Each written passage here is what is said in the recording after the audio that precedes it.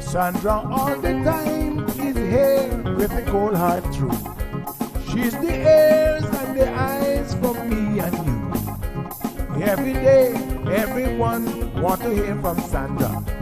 And every time on the air, she's getting better. Tell your sister, tell your brother, tell your mama to call Sandra in the morning and in the evening. They always calling Sandra. And when they start fighting, they calling Sandra.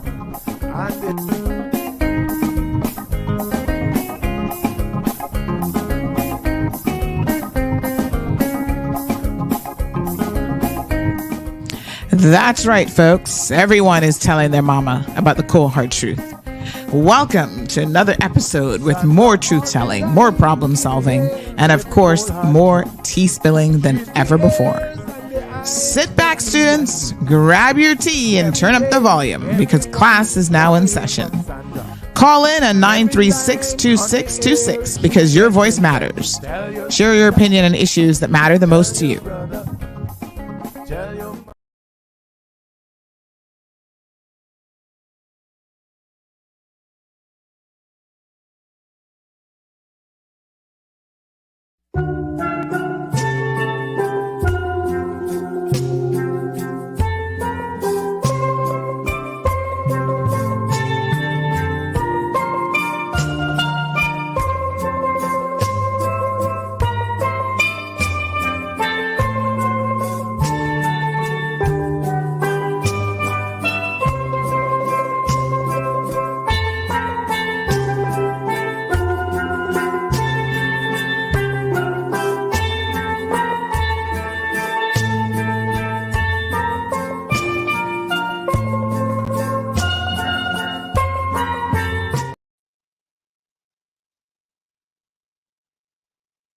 Morning, Blake and Aaron. Good morning, good morning, good morning. Hello. Good morning. Hello. Hi, how you doing? Good. How are you? Awesome. Hey, what's going on? Are we live? Yes. Okay.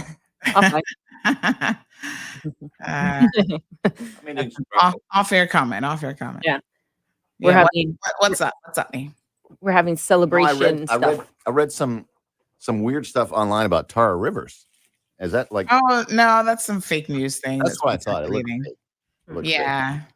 Somebody here we else sent it to me as well, but yeah, that's fake news. Weird. Yeah. Fake news. We're here to get it straight. Big news. I have some important news for you. Interesting news. It's Blake and Aaron's Spilling the Tea with Sandy. Cayman's top news headlines of the day from CMR. Happy Friday, Sandy. How are you? Good morning, Blake and Aaron, and all of your lovely Kiss FM listeners. How are you guys doing? We are having some breakfast. Oh, la la. Wow. Yeah. Thanks to That's Aaron. She brought in breakfast. Yeah. Actually, Aaron brought in breakfast and I brought in donuts. Yes, it is. So, it is a great minds celebrate. Yeah, think alike. we're celebrating today. What are you Yeah. celebrating? Well, we're celebrating justice. Justice. Okay. He's a felon. First time a U.S. president has ever been a convicted felon. Huge news yesterday with Donald Trump convicted on 34 counts. All counts. Do you know All what that counts. means? That means He's not going to jail. He's still not going to I jail. don't think he will go to jail, No. but it doesn't matter. It's still well, here's the thing. something. And he can still get elected. And he can still serve as president. Of course, It's Madness. First of all, that means that all 12 but he can't pardon himself. jurors Mm-hmm. agreed on 34 times. That is a pretty big deal. Yes. He That- can still vote for himself too. Yeah. He's not behind bars. That's one of those things where I'm like, I thought Well, felons couldn't vote. Hey. So really quick, I've watched a lot of the shows, read a lot. It's a class E felony, Which is a low-end felony. which is a low-end felony. Only about 15-20% of class E felonies go to prison. So he has that going for him. He's being sentenced on July 11th. So even if he did get prison time, because he did violate the gag order like 12 times or something, Yeah, 10 times at least. he can then appeal, and he would not go to have to report to prison until all of his appeals were exhausted, and that could be years. Wow. Yeah. Which it probably will be like that. Mm-hmm. Yeah. Whatever. Well, I But you're think right. He that can't pardon himself. It's not a He can't- federal crime. No, he It's a can't. Yeah, state crime. the governor of New York can pardon him, and that's very, very unlikely because she's definitely not on his side. Yeah, I think that, the bottom line really is that, justice works a lot of times. Yep. I know a lot of people want to say that it doesn't work, but I'm a firm believer, probably in about 90% of the cases at least, it works. So you just gotta have faith in the system and let things take their course. And they're not done with him. He has other stuff going on as well, right?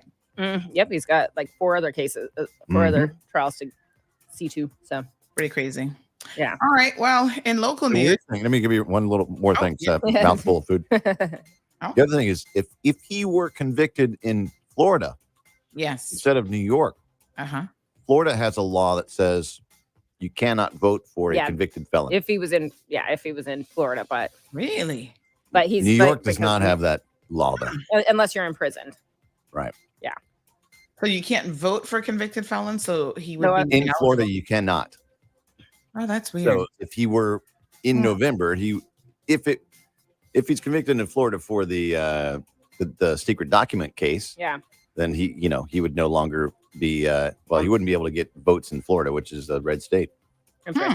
Interesting. Yeah, they gerrymandered. It's hard to keep up with all the intricate details of how it works, and that's why I'm relying on you Americans to do it for me. Here to help. Here to break it down. Here to unpack it all. I know. Breaking it down with Blake and Aaron. Breaking it down, Blake and Aaron. Now back to spilling the tea with Sandy. Oh my goodness. Okay. So first of all, I think it was just day before yesterday, we were letting you guys know about this awesome press release from government about the weather radar being back online. So I was a bit surprised yesterday when several people sent me some screenshots of a radar being down. And I got to be honest with you, I didn't believe them. I was like, oh, this has got to be a hoax. I sent you one. Yeah, you and other people. And I thought, let me go check it out for myself. Yeah. But sure enough, it seems like I checked it this morning. Have you checked it this morning? No. I'll check it right now. Yeah, go check it because I was like, oh, let's see, because the storm started rolling in. I'm like, oh, well, we've got the new radar. Let's check out what's going on. How long is this going to last? Oh, little did I know. Oh, yeah. We're starting to get some rain. Is it back up now? Yeah. Okay. Wow. Alrighty. So, yeah, obviously we're getting some showers. I know that some parts of West Bay Road and West Bay got showers yesterday. We're getting some in the eastern districts this morning. I don't know how far that extends, but we definitely need it. I mean, it's been very, very dry this year. So we're welcoming that and glad to hear that the radar is back up again because that's good news. And we're going to be talking with some of the good weather folks about preparations for hurricane season, which begins tomorrow. So get ready. All right. Okay.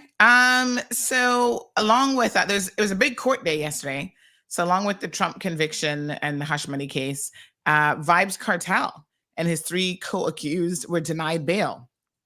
So, a few months ago, he had his verdict overturned, but not overturned in the sense that he's going to be running free. They just have to retry him. And so Vibes Cartel, along with his co-accused, decided to apply for bail in the Supreme Court there in Jamaica. And the hearing was yesterday. And they were denied. Justice Andrea Thomas said that in the absence of a verdict or acquittal by the Privy Council, the charge of murder remains in effect.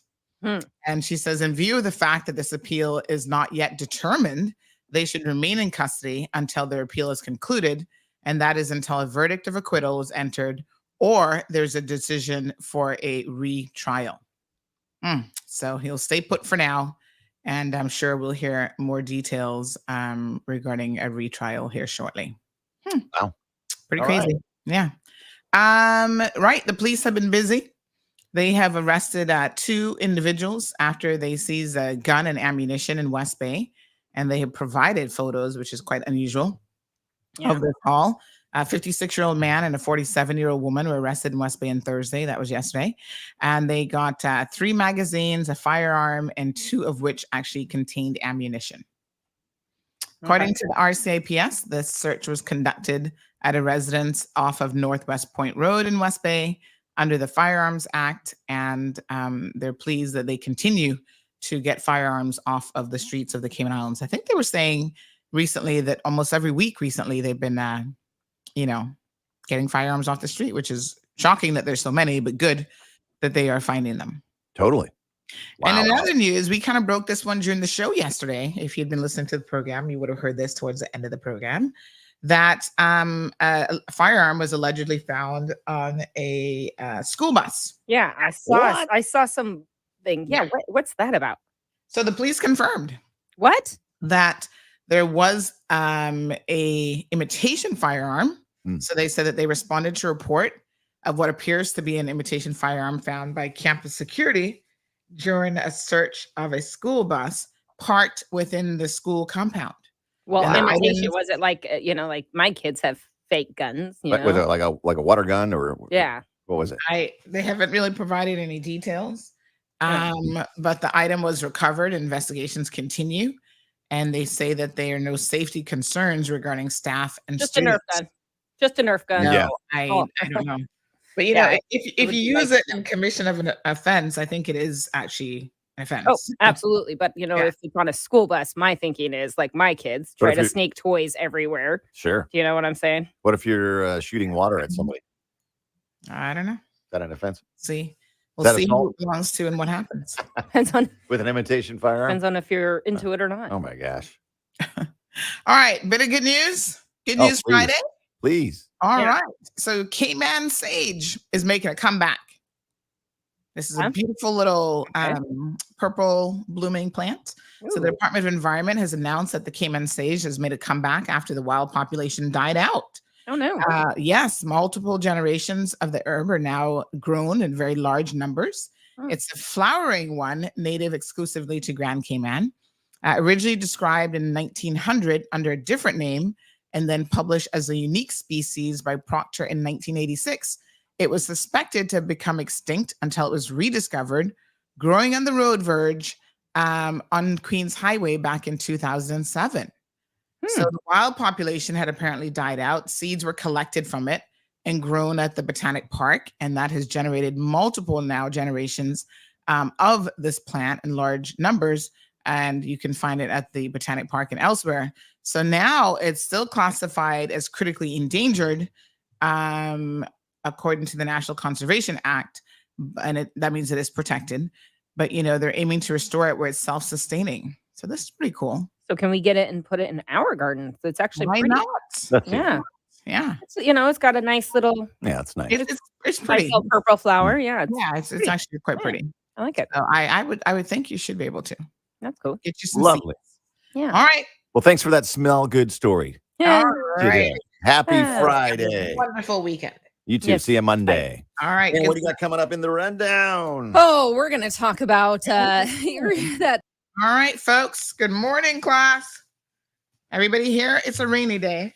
And I know what happens on rainy days. Sometimes y'all get a bit lethargic.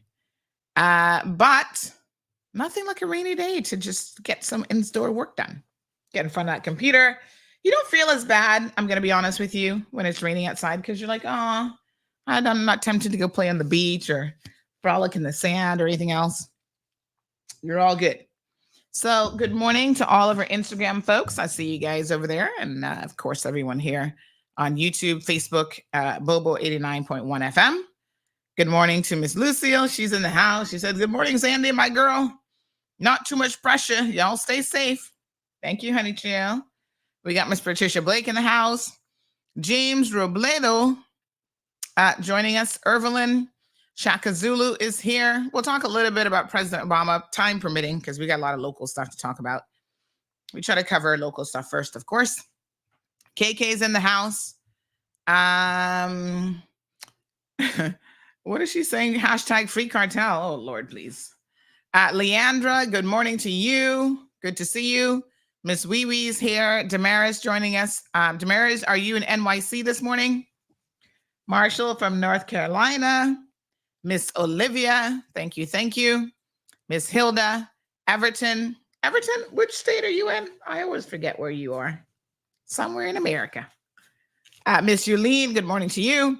Miss Alba, buenos dias. Stephen joining us from the UK. Miss Morna joining us from the beautiful district of Prospect this morning. So good to see all of you. And there goes Miss Iva, also joining us from Bodden Town. Yeah. All right, Dana, good to see you too. She says, good morning, sweet lady. Hello. Listen, we've got some guests who are going to be joining us. And we're going to be, morning, Anna. We're going to be talking about hurricane season, because guess what? Tomorrow it begins, June the 1st. Debbie said she woke up for Zeus. Oh, I got some Zeus news for you, Debbie. We'll talk about it a little bit later on. Before I start with our guests, let me just remind you, you guys might have heard this, or you might not have heard this, or you might have forgotten it, but you better hurry up and run. My goodness, excuse me. Because Cayman Airways, run to the ticket counter, run online, make your bookings right now, because Cayman Airways has an amazing sale on that you do not want to miss. You know that annually they have a couple sales that are really, really important for you to keep an eye out for. And this is a summer sale. So they've got big savings on all the destinations: Panama, New York, Los Angeles, Tampa, Denver. I'm thinking Denver is really nice on my bucket list. Miami, Kingston, Montego Bay, Panama, of course. We said Panama already. Havana, or La Ceiba. The sale ends tomorrow. So this is the day now to go and log on, or you can call the Cayman Airways reservation office at 949-2311. Or you can also contact a local travel agent. So don't miss out. These deals are pretty good. So make sure that you grab those sales seats ASAP. We're going to Tampa this summer. And where else is on my list? Oh my God, I want to go back to Panama. So I foresee a Panama trip in the very near future. I've been to Panama before, but they finally finished the what was it, like part 2 revision upgrades to the Panama Canal. So I definitely would like to see that as well.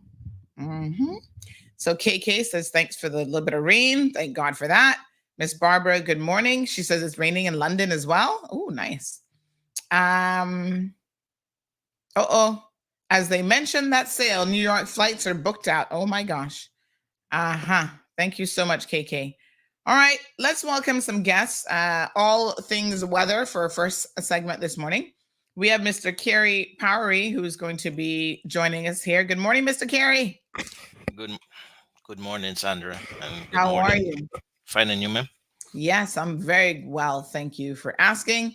So, of course, he is the chief, let me make sure I get this, chief forecaster at the Cayman Islands National Weather Service. And we're also being joined by Mr. Simon Boxall, who is the HMCI Communications Public Awareness and Training Officer. So good morning to you, Simon. How are you? Good morning, Sandra. I'm good. How are you doing? It's interesting. Very, very well. So nice to have both of you here with us. So, Mr. Weatherman, we got some rain that's happening today. I think this is a good thing.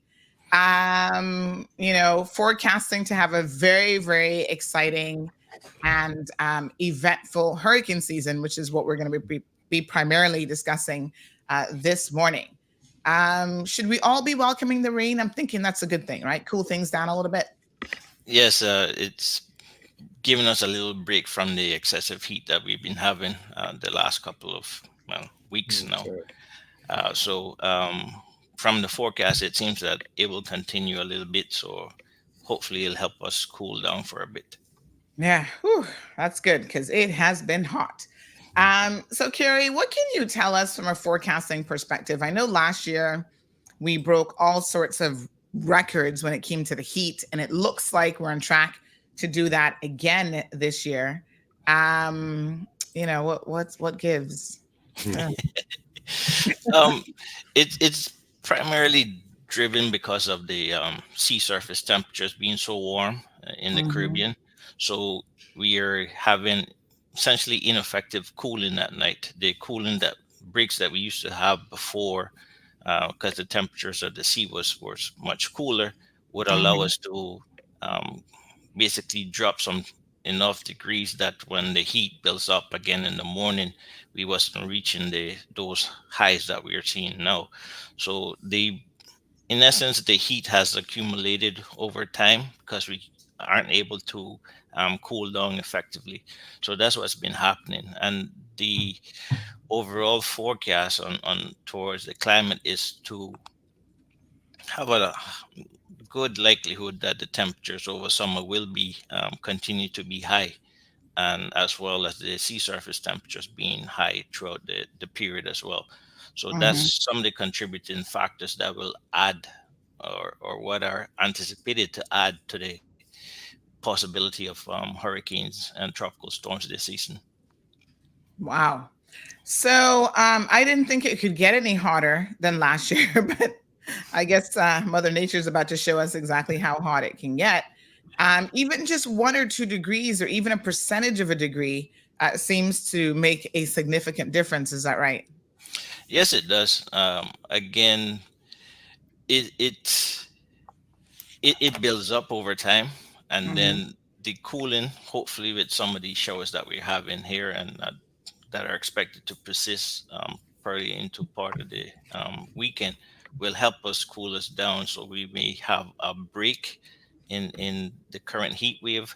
But the forecast is to have higher than normal temperatures, so we might be experience similar conditions later this summer. Wow. Simon, are you feeling the heat, literally? Yeah, it does feel warm. I've never heard so many people actually, on the street saying, "Wow, it feels hot right now." So, and people there's I think a global coral bleaching event which is started again. So obviously the corals are feeling it too. It's not just us getting used to the air conditioning. It's definitely warm out there, and as Carrie knows, at this time of the year, the Western Caribbean Sea, just as occurs at the end of the season, tends to be about the warmest waters. So if cyclones do start to form, they tend to kind of occur in the Western Caribbean region at the beginning and the end of the season. So we may have to be on the lookout fairly soon. Right. Wow. I tell you what I found to be particularly interesting is the fact that we're just coming out of May. Today's the last day of May, obviously. And I felt from at least almost the 1st of May, I could physically feel that it was just like the temperatures just felt extremely warm. Going outside, I couldn't go outside for as much time, needed to be more hydrated, felt constantly thirsty, which our audience will know that I struggle with drinking water. But when I'm very, very hot, it comes a lot more naturally that I want to grab some fresh water to have a drink. So we're seeing, Mr. Carey, warmer temperatures, but also earlier as well. I think we had a couple pre-storms, 1 or 2 pre-storms in the Atlantic that were kind of trying to organize themselves, but didn't quite get anywhere. Yes, although the hurricane season is defined from June 1st to November 31st, there have been instances in the past that storms have developed outside this period. I don't recall, but there was one as early as January one time after a reanalysis by the National Hurricane Center in Miami. They determined that system had enough characteristics to be defined as tropical. So again, we term it the hurricane season because that's when the most frequency of storms and hurricanes do occur, but they can occur outside of those periods. Yes. Wow. And so everyone, all of the forecasters, obviously, and weather experts are definitely watching the sea temperatures in particular to just kind of keep an eye on what's going on here. And here's a couple diagrams that I pulled up. So sea surface temperature, departure from normal, and then they show you kind of the abnormal, warmer than normal temperatures and exactly where they are. So have a listen to this. The waters in the Gulf of Mexico are abnormally warm for this time of year. Clearwater buoy just hit 90 degrees. So this was from a newscaster out of the Florida area. But they say the Clearwater buoy just hit 90 degrees. Normally, the Clearwater buoy doesn't see 90-degree temperature until late July. And waters in the Florida Keys are also abnormally warm for late May as well. And this was literally just 2 days ago. So, wowee, meteorologists around the world really paying attention.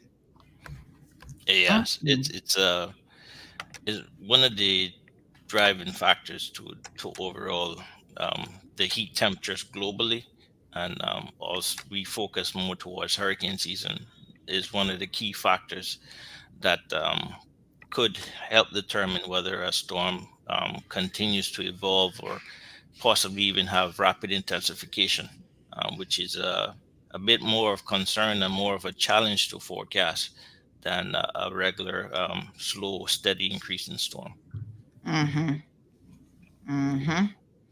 All right. So I guess a lot of people are listening to the program and they're thinking, yikes, this does not sound like good news. And they're probably wondering, well, what is it that we can do? So we are going to talk a little bit here on what things people can do. A lot of it is just really around trying to prepare for the higher than normal hurricane season. So let's have a look at, again, here's the water temperatures around Florida. Let's have a look at what is projected for hurricane season.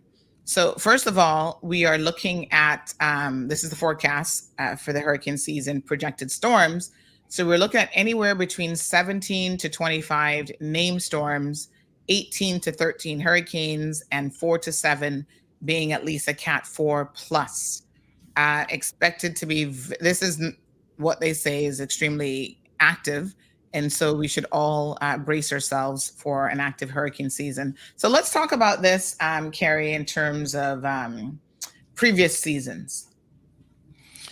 To be honest, looking at the document provided by the National Hurricane Center, I think this is one of the forecasts that has the most confidence of being active. I don't think I've ever seen a 85% probability of being above normal before. I think they've hovered around the 70, maybe 75. But this is shocking to me, but at the same time, is not any reason to panic. Once you make your preparations, you should have give yourself a little bit of less stress, so to speak, and be ready to face any of the activity that does occur.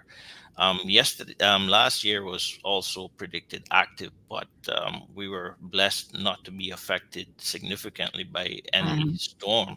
So just because the numbers are high, not necessarily means we will be impacted, but we should be prepared as we will be impacted.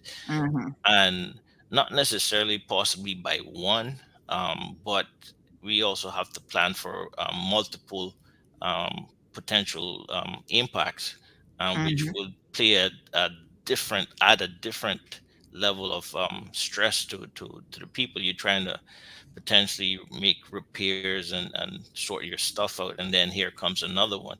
So you need to have those scenarios in mind when you're also planning. Wow. Yep. Simon, any thoughts when you hear of these projections? Yes, Sandy, I think what Carrie was saying, I agree with that. There are certainly things that we can do to get ourselves ready. And I think, with these seasonal predictions by CSU, Colorado State, and NOAA, that really, a lot of us will leave it to the last minute, but I think there are a couple of things we really need to think about, and that's the issue of how low-lying we are. And so many people, I think, who are living a little bit away from the shore think that maybe they're not vulnerable to the effects of things like storm surge which can actually travel quite far inland. And we're now 20 years away from that experience in Ivan. So we got tons of people now who are possibly who were children then, who are now grown adults with children themselves. And people's memories fade, and new people come to the island. And it was quite shocking for people when they saw their yard fill up with water, their car start floating, the sea come up above their windows, and fish start swimming past. They couldn't believe it. And we're seeing events now that are, like Dorian that hit Bahamas, was terrible. Actually, like Hurricane Mitch that hit Honduras, was stationary for over 24 hours. And, these sorts of, Dorian was a 20-foot storm surge kind of event. We hope that never happens. And as Kerry pointed out, there's no guarantee that we will be hit. I mean, it's been 20 years since the Cayman Islands, Grand Cayman anyway, had a major hurricane impact, with the Brac having Paloma in 2008. But I think you've got to figure out where you're going to stay, because when the surge happens, when the wind in the hurricane, which blows in a counterclockwise rotation, so all the way in a circle around it, when it's blowing the water ashore, that water level comes up. And that's different from the waves. The waves can only be about 3/4 of the depth of the water immediately offshore. And each cubic meter of water weighs a ton. So these waves can do enormous damage as well, as we saw, earlier at the end of January, beginning of February, when we saw the nor'wester pushing cars out of car parks. But the surge is really what I think is a huge concern, that people need to find somewhere safe. And we've got elderly people, maybe they're wearing adult diapers. They don't like the noise so much. They don't really want to leave their homes many times. So we've really got to try to, if Kerry and Miss John Tibbetts and the team at the Weather Service say, it's time to move, you need to get to safe shelter or get to a higher building, you really got to listen. I think it's so critical. And obviously you need non-perishable food. People are underestimating the amount of water.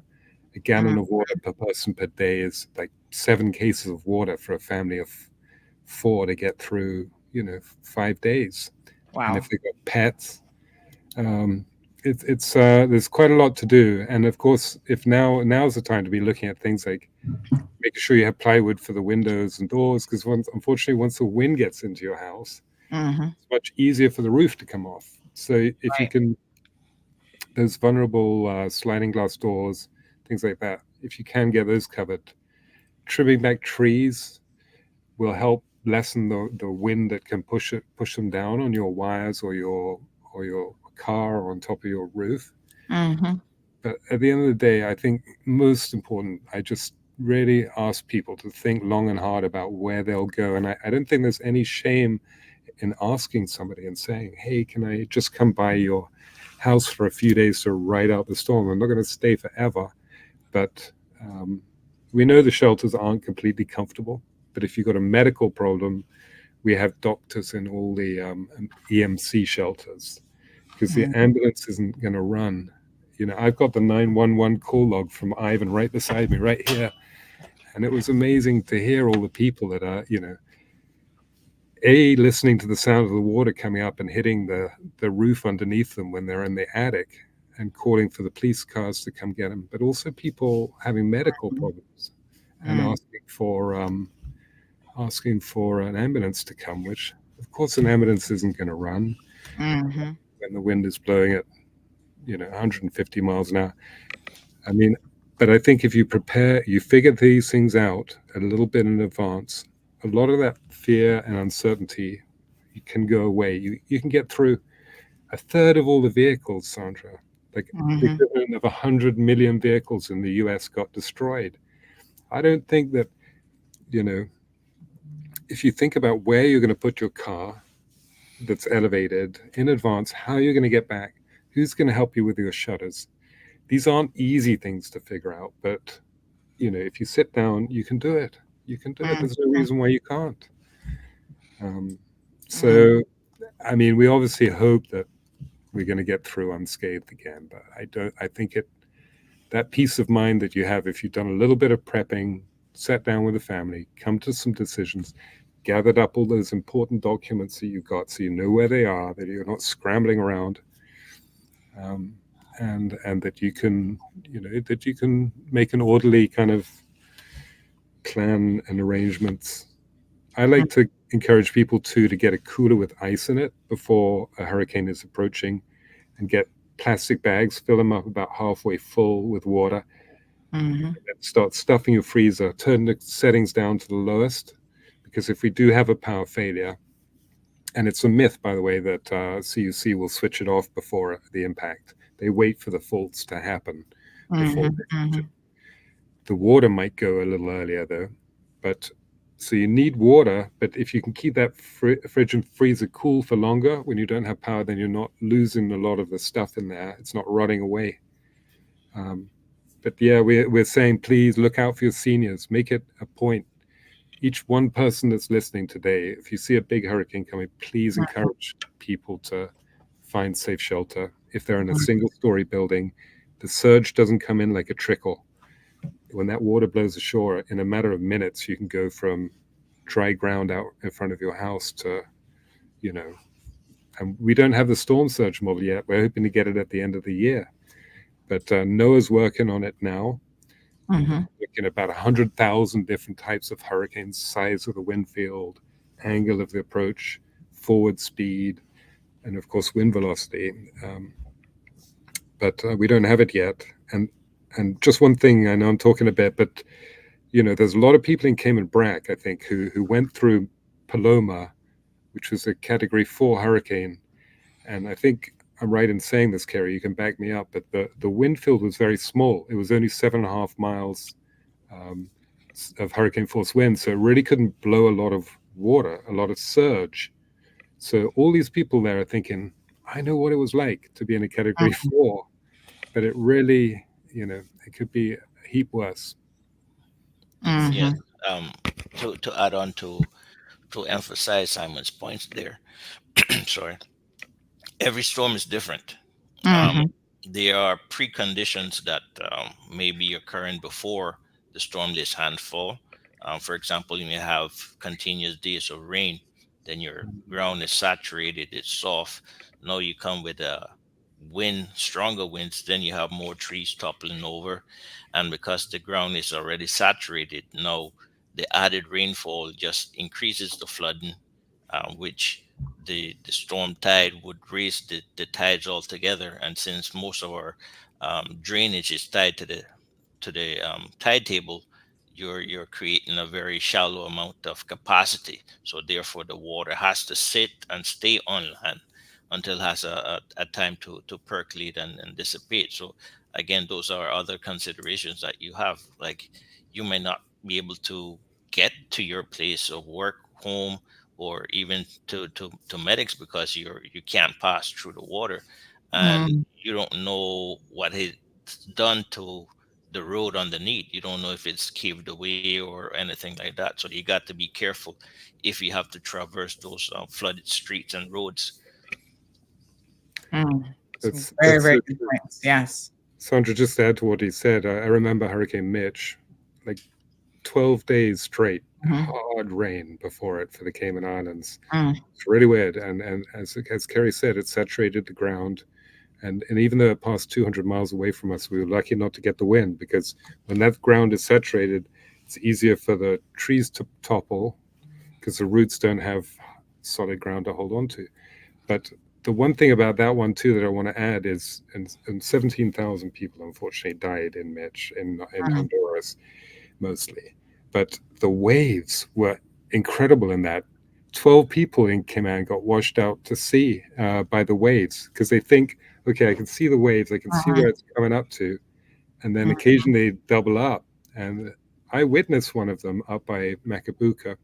The first wave knocked him to his feet. He's holding onto this post. The second one washed him into the sea. He's knocked unconscious on the iron shore. And somebody risked their own life to pull him out of the water. And that happened over and over again. Like, as I said, 12 people. And we saw, I think it was Michelle Carey, 90 miles away. washed $1 million worth of jewelry into Georgetown Harbor from one of the jewelry stores.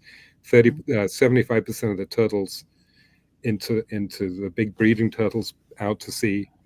I mean, they have to be right on top of us to get these amazingly big waves. And what you see is when the hurricanes, if it's like one of those Cape Verde systems coming off Africa, it might pass us off to the west. The wind drops out. These guys at the weather issue the all clear.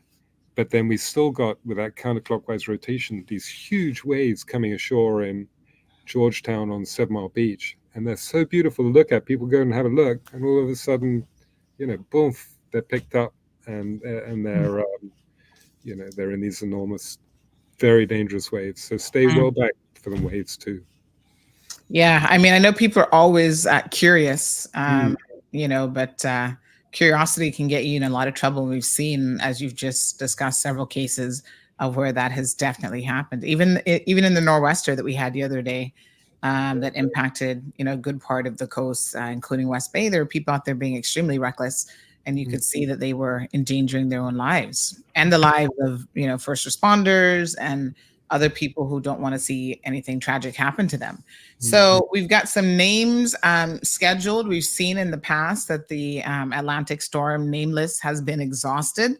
If the number of storms, given the predictions, is correct, we can probably expect that list to be exhausted again. And then they've got like a secondary list. Explain to us, Carrie. They go on to how does the naming work? They go on to some other names. Yeah, they have an alternate list. Yes. Before it was the Greek alphabet, and then because they have a policy that countries can request a storm to be retired.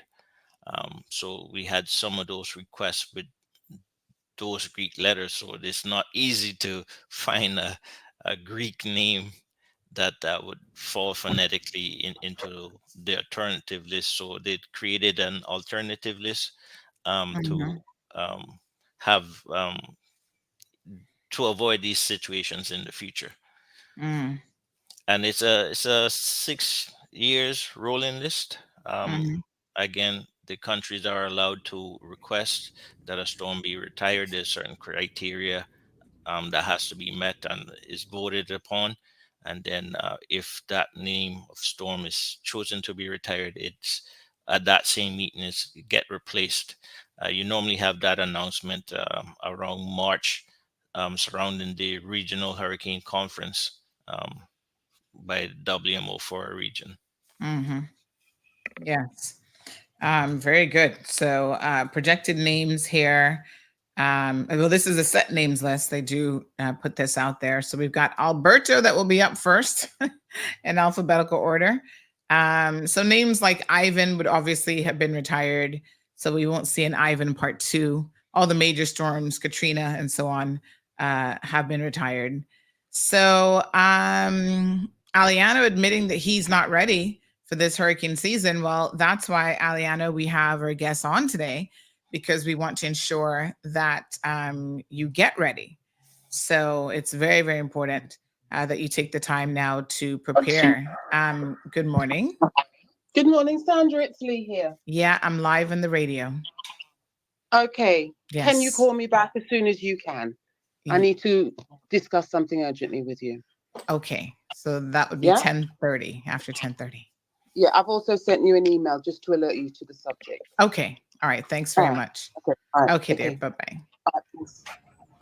All right. Mr. Alejandro, Sandra, Mr. Alejandro, he's welcome to call us Hazard Management, and we'll always come along, to your church, your business, your NGO for free and give a hazard awareness presentation. Stop by or just pick up the phone and call us at the here it's HMCI, and we can walk you through it. We're on our website, Cayman Prepared. We've got a whole kind of list of things that you could have if you want to be super prepared. You can get garbage bags, because obviously the toilets aren't flushing, so you want to have extra toilet paper. And we recognize people are struggling financially, or everybody, and so a lot of people anyway. So just getting those little bits of extra non-perishable food now is a great idea, and Mhm. because they don't really give away free food really at the shelters, they have a little extra for emergencies, but you want to be thinking, how can I get a little stock of something? But especially the water and the safe place of shelter is just, I can't emphasize it enough. And getting those documents that you really want to keep safe. We have a few people weighing in with some questions and comments this morning. So this person says, question for your guest: in addition to water and medicine, what else are some of the most important preparations people can make ahead of the storm, such as copies of important documents? You're just mentioning that. Is it enough to put them in a large Ziploc bag? Should we take photos of the documents on our phones? What about preparations for the homes? And is there a checklist available?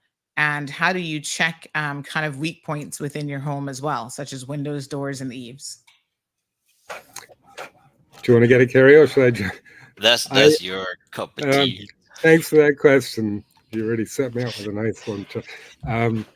Yeah, we have on our website, we recognize not everybody's up on the computer stuff, but a whole list of items that you could have, but those important documents, passport, obviously. Amazing how many people lost their documents, and there's really no need for that. Thinking about where you're going to put your car, where you're going to shelter, but you need maybe a flashlight, batteries. I think it's great to have a battery-operated radio. We recognize, how are you going to hear what's going on, where the water distribution truck is, where the food distribution place is, if you can't touch base with you, Sandra, on the Mall Road, So we actually had submarine cable damage in both Ivan and a snap at the terminal landing point in Paloma in the Brac. So we've all got very used to internet, but tuning into the radio may be very important. And yeah, there are things like having a good pair of shoes, and all sorts of things. But we recognize some people will risk their lives for their pets. And that's why we got a pet shelter, 2 pet shelters now at John Gray High School and Clifton Hunter. Only dogs and cats. But again, there's a whole list of things, and you got to plan for how much water your dog or cat's going to need, food for them too, the leash. So some of these things are going to take a bit of time, and you might not have used your shutters for years. So check that they work now, before, and like I said, the really good list. If you don't have computer access, then come along to the government building, and you'll see in the lobby that we have these 3 different booklets right now. We have an all hazards one, because obviously it's not just hurricanes we're preparing for. We have a children's one, which is kind of a bit more easygoing. There's coloring and games and things that the children can do. And then there's one that's quite specific to hurricanes that looks like, what you might be looking at for your roof. If you put your head in your attic, what are you looking for, in terms of the roof straps to make sure they're still good?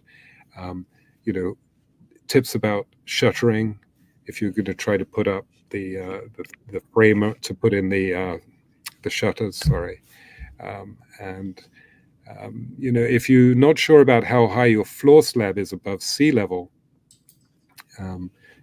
because we talked about storm surge earlier on, you can actually reach out to the Lands and Survey Department, and unfortunately charge you a fee, but they'll give you the topographical information, so you can find out exactly how high the ground is in front of your house, and then make an estimation, and then consider what you've got above your head in terms of, how much, you could be looking at if there's a storm surge. Again, these things don't happen. Hopefully, a huge hurricane doesn't, but I think you still need to think about your options at this point. I don't know if I covered all those questions, but yeah, I think for elderly people, you might even want to write a list down of what medication they need, try to get the medication, make sure they have enough, but who their doctor is, main important contacts. We actually have this medical alert kit thing, which is a sticker you put on your window, and then they know, the ambulance drivers know that they can just grab the sheet quickly if there's a problem, and it's got all the key information on it. So that's a good thing. Where can someone get that? They can pick that up at Hazard Management. Oh, okay. Yeah, hmci@gov.ky, or just call the phone number and we'll try to get it to you. Or leave it downstairs at the lobby. Yes. It's like really quick. You just put in all the details, because sometimes if they've got a caregiver or a helper, trying to get that all explained to the people in the ambulance when can be difficult. Yeah. Grab it and go. It's quicker. That's good to have in any event for certainly elderly people or anybody with special medical needs. Paul joining us from Bermuda this morning. Good morning, Paul. Patricia asking, she said it'd be interesting to know if the supermarkets are also getting prepared by bringing in extra supplies of non-perishable food. So Patricia, will send that through to Woody Foster. He's normally quite good with responding rather quickly in queries like this. But, obviously they're keeping, informed about what's happening in terms of potential hurricanes and what they'll need ahead of the hurricane season as well. Morning, Gareth. He says, I personally would agree with the NOAA on this, particularly the high end of that spectrum. So again, what is being forecasted by the National Oceanic and Atmospheric Administration is above normal season for 2024. And that includes the fact that between, obviously, the official hurricane season being June the 1st through the 30th, predicts an 85% chance of an above normal season, 10% chance of a near normal season, and a 5% chance of a below normal season. So forecasting anywhere from 17 to 25 total named storms, which would be winds of 35 miles per hour or higher. Of those, between 8 to 13 are forecasted to become hurricanes. So that means 75 miles per hour or higher, and 4 to 7 major hurricanes. So that'd be category 3 and upwards, which is 111 miles per hour or higher. And forecasters say that they have a 70% confidence in these ranges this particular year. So very active projected upcoming hurricane season. So don't delay, I guess, is the entire point here of today's program. Make sure that you're making all of the necessary preparations from now. So I would suggest, somebody is also asking about the list of hurricane shelters, if we can get a reminder of where those are at and how many people can actually be accommodated in all of the hurricane shelters, because obviously there is a number set for each one, right? Yes, we have that list again on our website. We are getting some new shelters coming online. I think we've got 3,000 additional spaces at John Gray, and that's a high school, and that's a comfortable place. And a good location again. And there's Church of God coming along online this year as well. But we have only one emergency medical center in each district. And again, they're going to be doctors on hand. They have some emergency supplies of medicine, but if you can bring your own, please do. There's nurses, there's police officers, and there's people from Department of Environmental Health. There's a mental health professional available, and a quiet room. But again, these things they're not comfortable spaces. That's just the fact. And we actually had shelter training last night. I want to just say a big shout out to 90 people stepped up to volunteer for shelter training. Thank you. Thank you. I mean, these people we're so fortunate in Cayman that so many people give back and do things. But the shelters are good. But if you can get yourself into obviously a strong office building, if you know somebody who works in an office, or even a friend or family member's got an upstairs building that's reinforced concrete, I would encourage people to try to do that. And again, I just want to reemphasize our website is caymanprepared.ky, and you can call us on 945-4624. We've presented to over 1,600 people in the last 30 days, upwards, I think, of 30 presentations. They're completely free. We will schedule them. Come to your school, come to your church, come to your business. Anyone will come. And I think it shows really proactivity for these companies when they actually invite us in, and at these events we'll bring the booklets. We'll give you an opportunity to sign up for the National Emergency Notification System, which is a great thing. It's, again, you don't even need data on your phone, and it'll wake you up when your phone is on silent, even at night. If there's like a tsunami or some kind of something, like a bushfire. But it's nens.gov.ky, and we've got a technician standing by, because people are used to the apps being real easy now, but this is a very secure one. 75% of the US federal government employees use this app, and it's BlackBerry ad hoc, and it sends alert to you, and there's no advertisements. They don't use your data for anything. It's just pure critical information when you need it most, and it's free. And I think for school teachers, for people who are unable to keep their phone on when they're working, and of course we all sleep, so I think it makes complete sense to get this NENS. Okay, very good. Siobhan, good morning to you. Ingrid says, I always said this, please be prepared on time for hurricane season, little by little, before the stores get crazy. So there's no need to wait, folks, until a hurricane is on its way to go and do your grocery shopping and stocking up. I mean, most of these non-perishable goods will last you for years. So you might still have some even from last year's hurricane stash, but just go through them and, double check what's there. Make sure that you've got sufficient quantities for your household. How much would you say for non-perishables to stock up? Like, are we saying a week is a good number of canned goods to have on hand? I think so. I mean, they were pretty good after Ivan. I remember the Fosses and the people, the Marins, whatever, they opened up pretty quick. But we got to remember, we went on average, I think, 3 months without power after Ivan, and a month without water. Yes. So I think to be safe, we say 5 days, but if you can stretch it to a week, and we recognize we don't have much space in our houses, and it's amazing, as that caller just mentioned, how we tend to leave things to the last minute, and then we add to the stress of ourselves, and then the possibility that everything's cleared from the shelves as everybody makes this mad dash to get them things. But if you've got children, you've got to be thinking about things that don't take a lot of preparation, that don't involve a lot of water, and try to keep the children occupied and busy with power up there. Everybody, I think, has iPads now or something. Power up their games, make sure they have books or board games or whatever to keep them occupied and busy. Reassure them that we're going to get through okay. And I think if you plan and prepare, there's no reason why you can lose your car. I actually use silicone sealants as well around my doors that are low lying. I don't know if they're still doing it, but Red Cross had these sandbags that you can kind of put around some things. I think there's restrictions on harvesting sand now. You might just have to, and don't walk down onto like the Ritz-Carlton beach or whatever. Probably dig their beach out. Well, any beach, because they're No, any definitely beach. Yeah, we're running out of sand. Yeah. There is a limit on how much sand you can take for personal They get bags you can fill with water now too, but I don't know if they're available here. But they,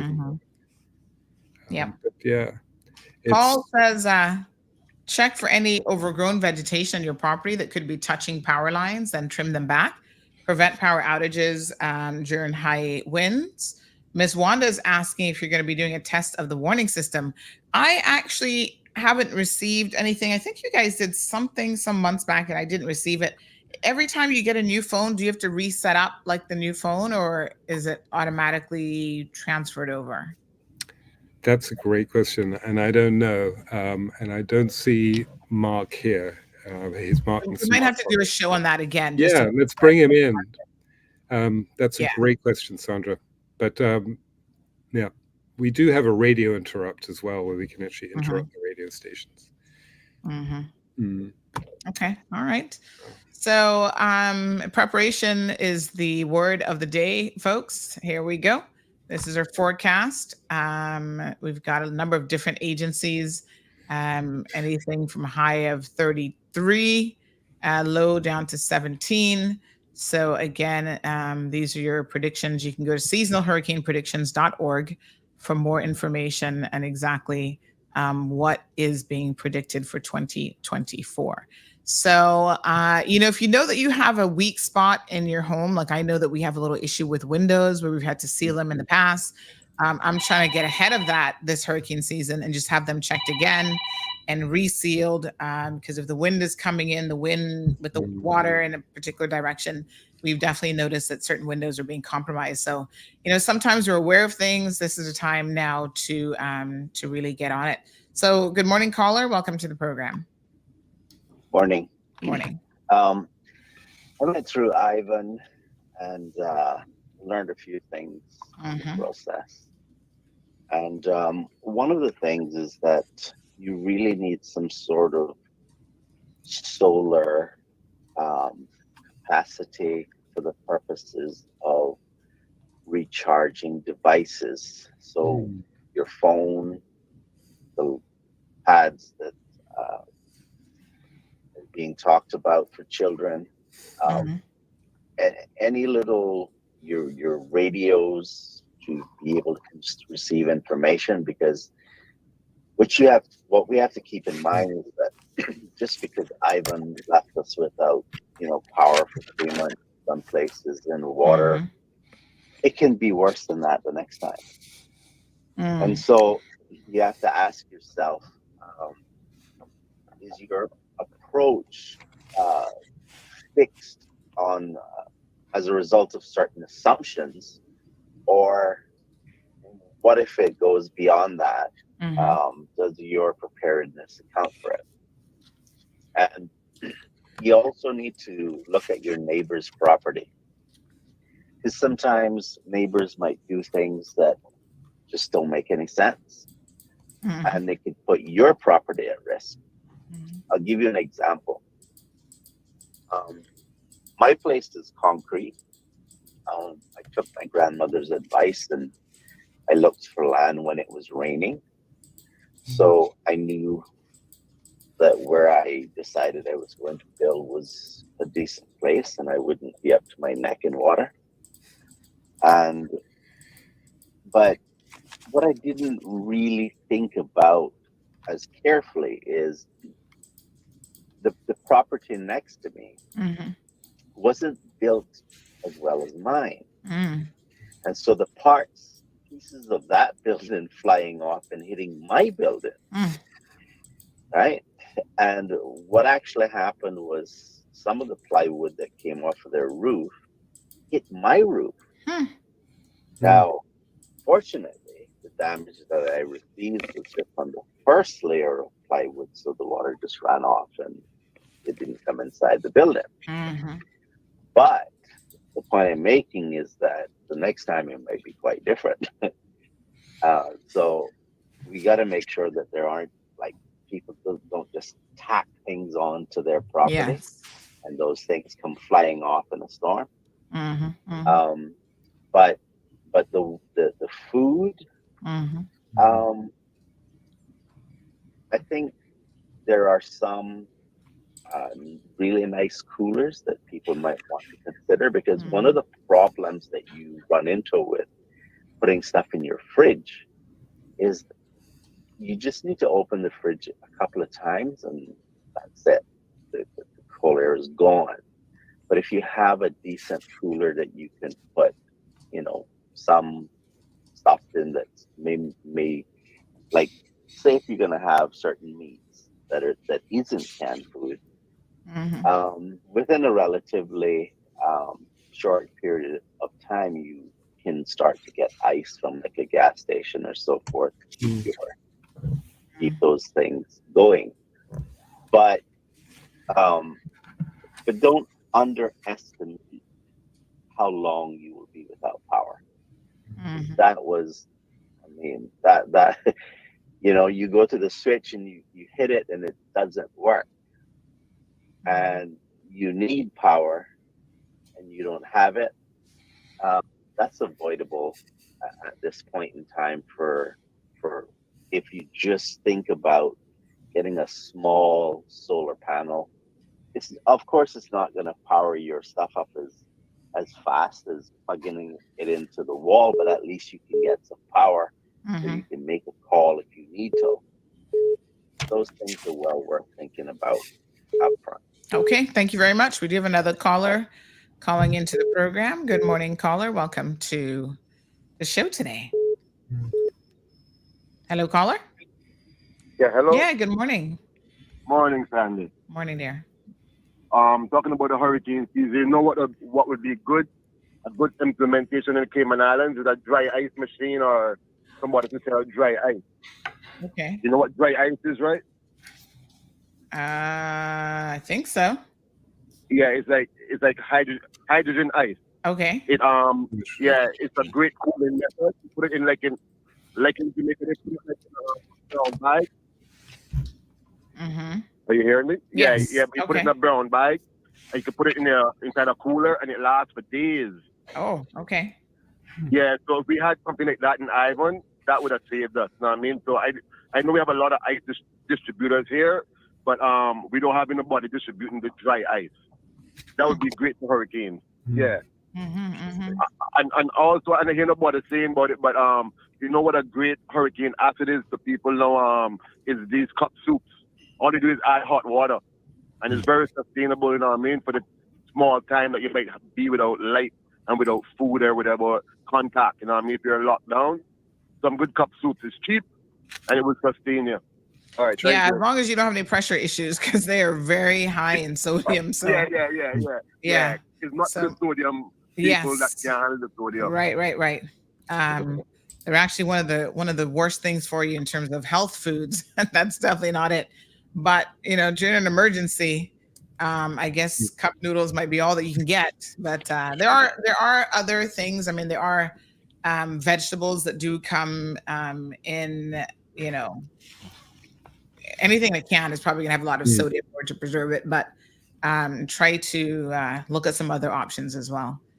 But yes, cup noodles, I guess, has saved a lot of people from starving some days. Yes. Can I just back up? There's some great suggestions, and that gentleman who was mentioning, we do notice that people will anchor to their previous kind of worst experience of whatever. Like for many, it was Ivan, and I think the guy is correct. Unfortunately, we do have to be open to the possibility that it could be. Every storm is different. Kerry said it. Different angles of approach can bring higher levels of surge, and past 21 miles away at the closest point of approach, Ivan, to the south of us.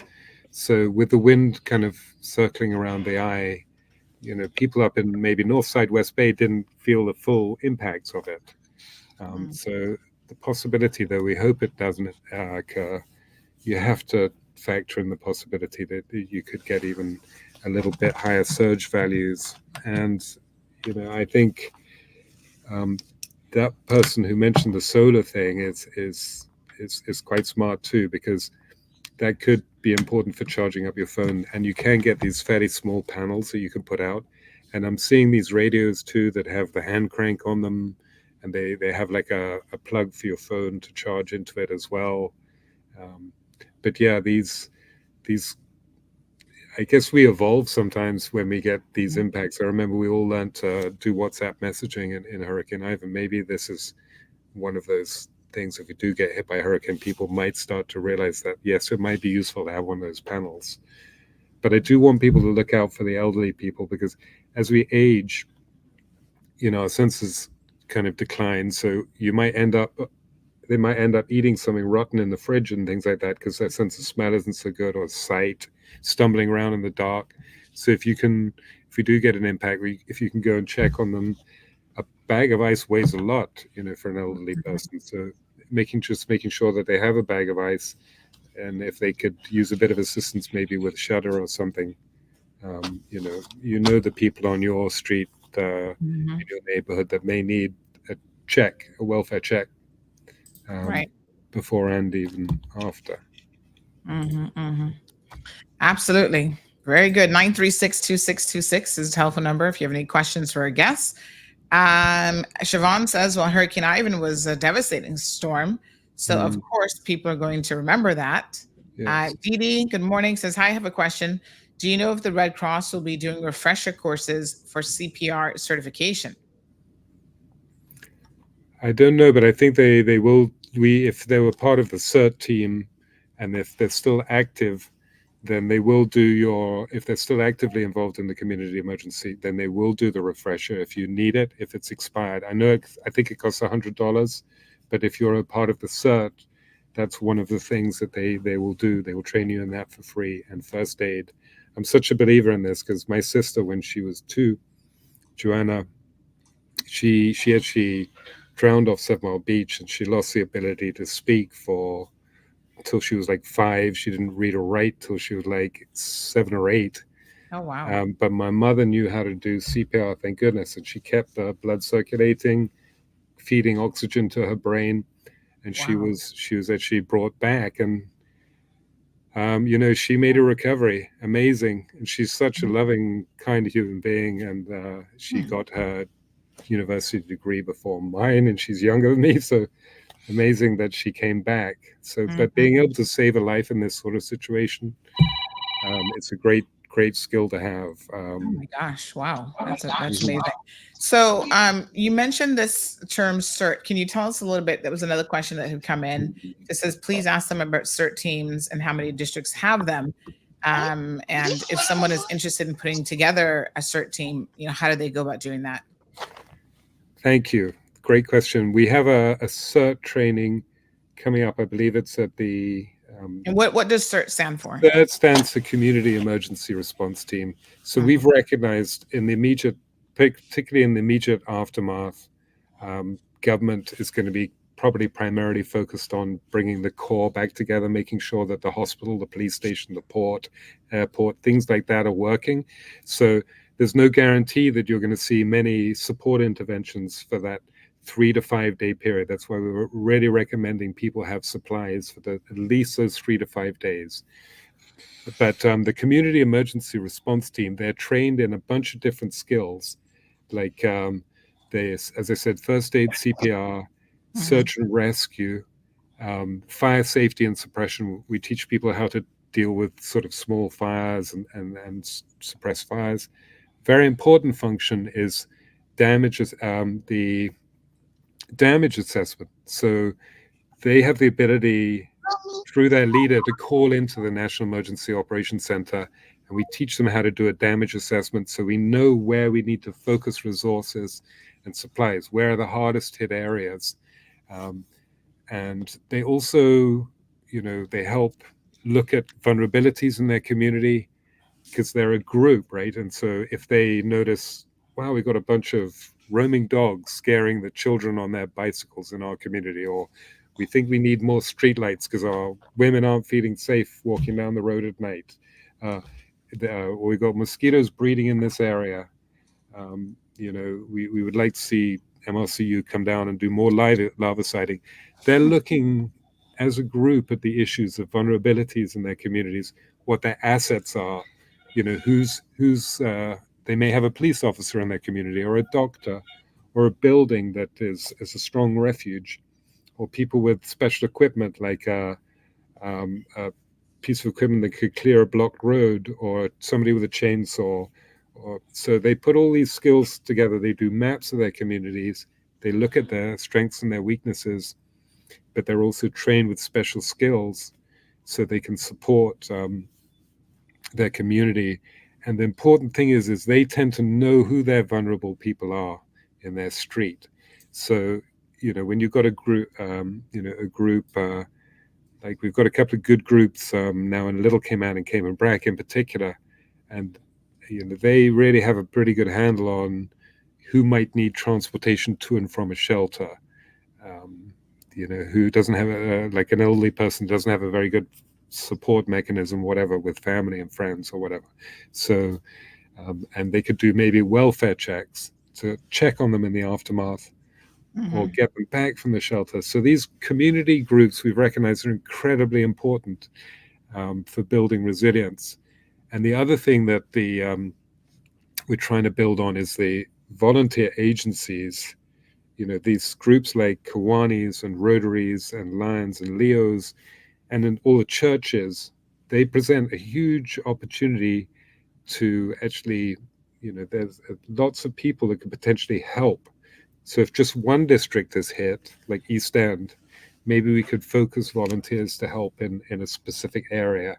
And by kind of joining them into one group, which we call the Volunteer Agency Responders, EST, we don't duplicate efforts, but the training for CERT, if you can do it, and we would really like to roll it across all districts and expand the program.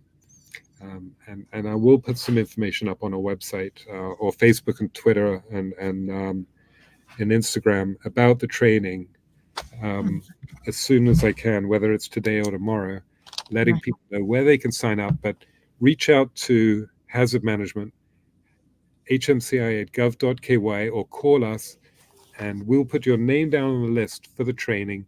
It's completely free. You learn some incredible skills.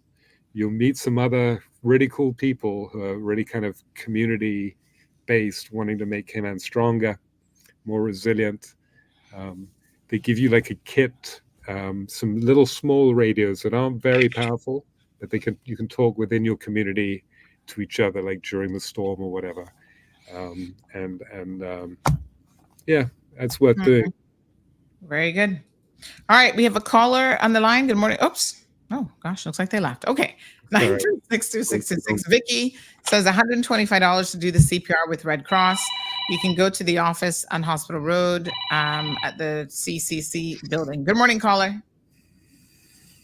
Good morning. I just wanted to add that there are other places other than Red Cross that do the first aid, CPR, and AED training. Okay. I know one of them for sure is Thrive Fit. So our my employer recently offered certification to the employees through Thrive Fit, and that was a good experience.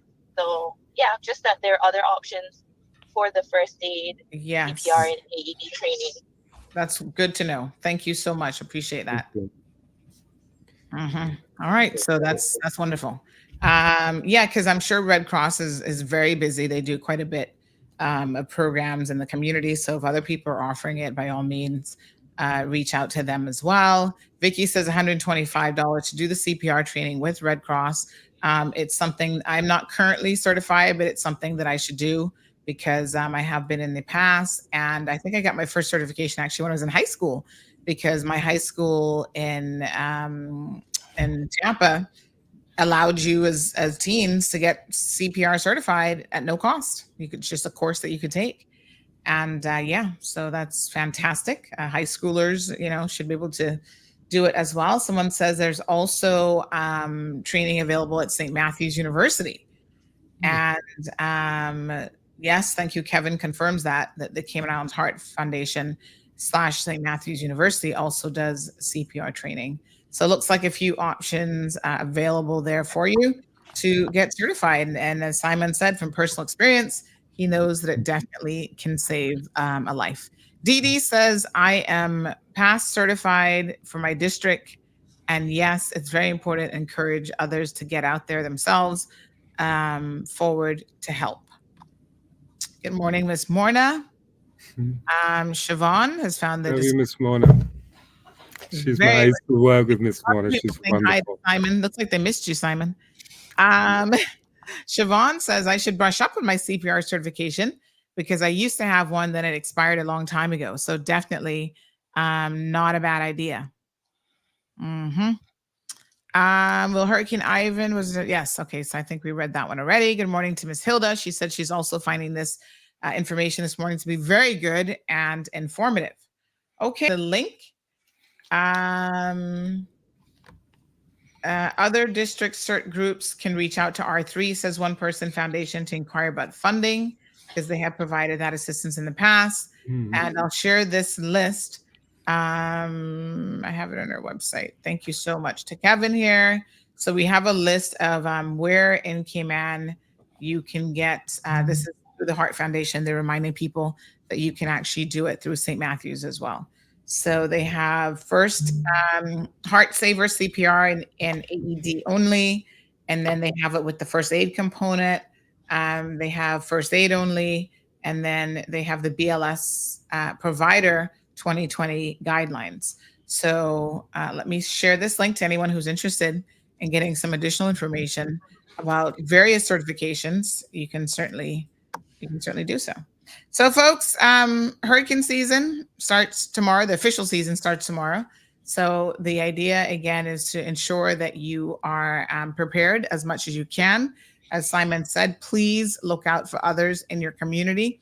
There will be, elderly people who don't have the resources financially or transportation-wise that might need the help. Don't wait until like you're in the middle of a storm to try to figure out who those individuals are. You should know by now, know your neighbor who's out there, and reach out to people.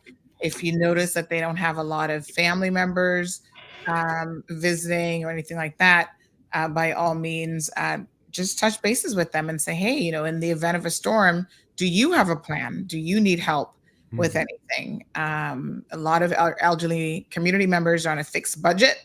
They're not necessarily getting a lot for pension. So if it's something that you can help them with their hurricane reserves, just plan ahead and do it early. We thank you so much for this opportunity, Sandra. Again, you have such a big listenership, and I know that this message is reaching a lot of people.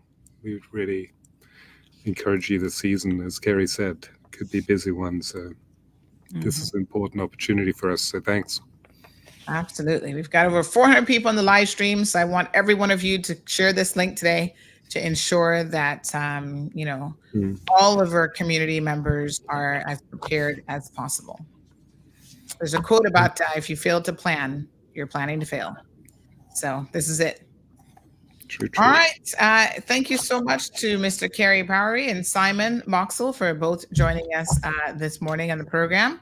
Really great segment. Kerry, what I would love to be able to do is whenever we see a storm coming and we're forecasting, okay, this is going to come pretty close to us, is maybe we can check in with yourselves, or Mr. Tibbetts in the past has been really awesome with that as well. So we can keep our listeners abreast of exactly what's going on. Now, Simon, one final thing before I forget. Every year you do an annual booklet. Can you tell us about the booklet this year and where people can actually get it? Yes, we have the All Hazards Guide this year. A lot of people went through that earthquake in 2020.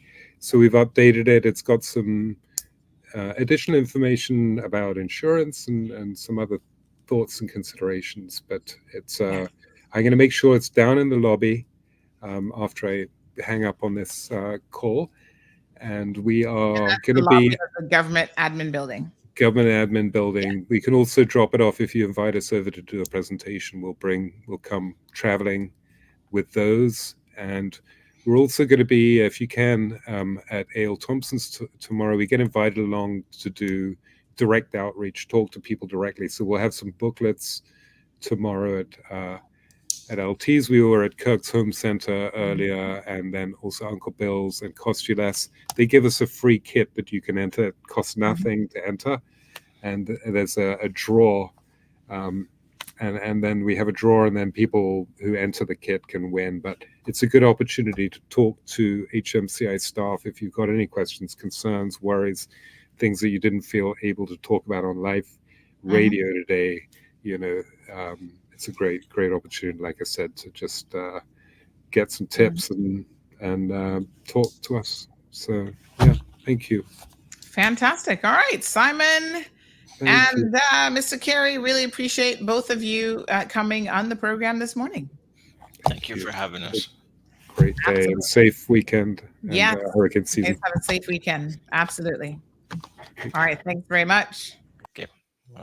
All right, folks. There you have it. Preparedness is the word of the day. So Siobhan was asking what time. I asked Simon to send those details, and we can share that with all of you. Patricia says, very good information, part of the show today. Thank you. You're most welcome.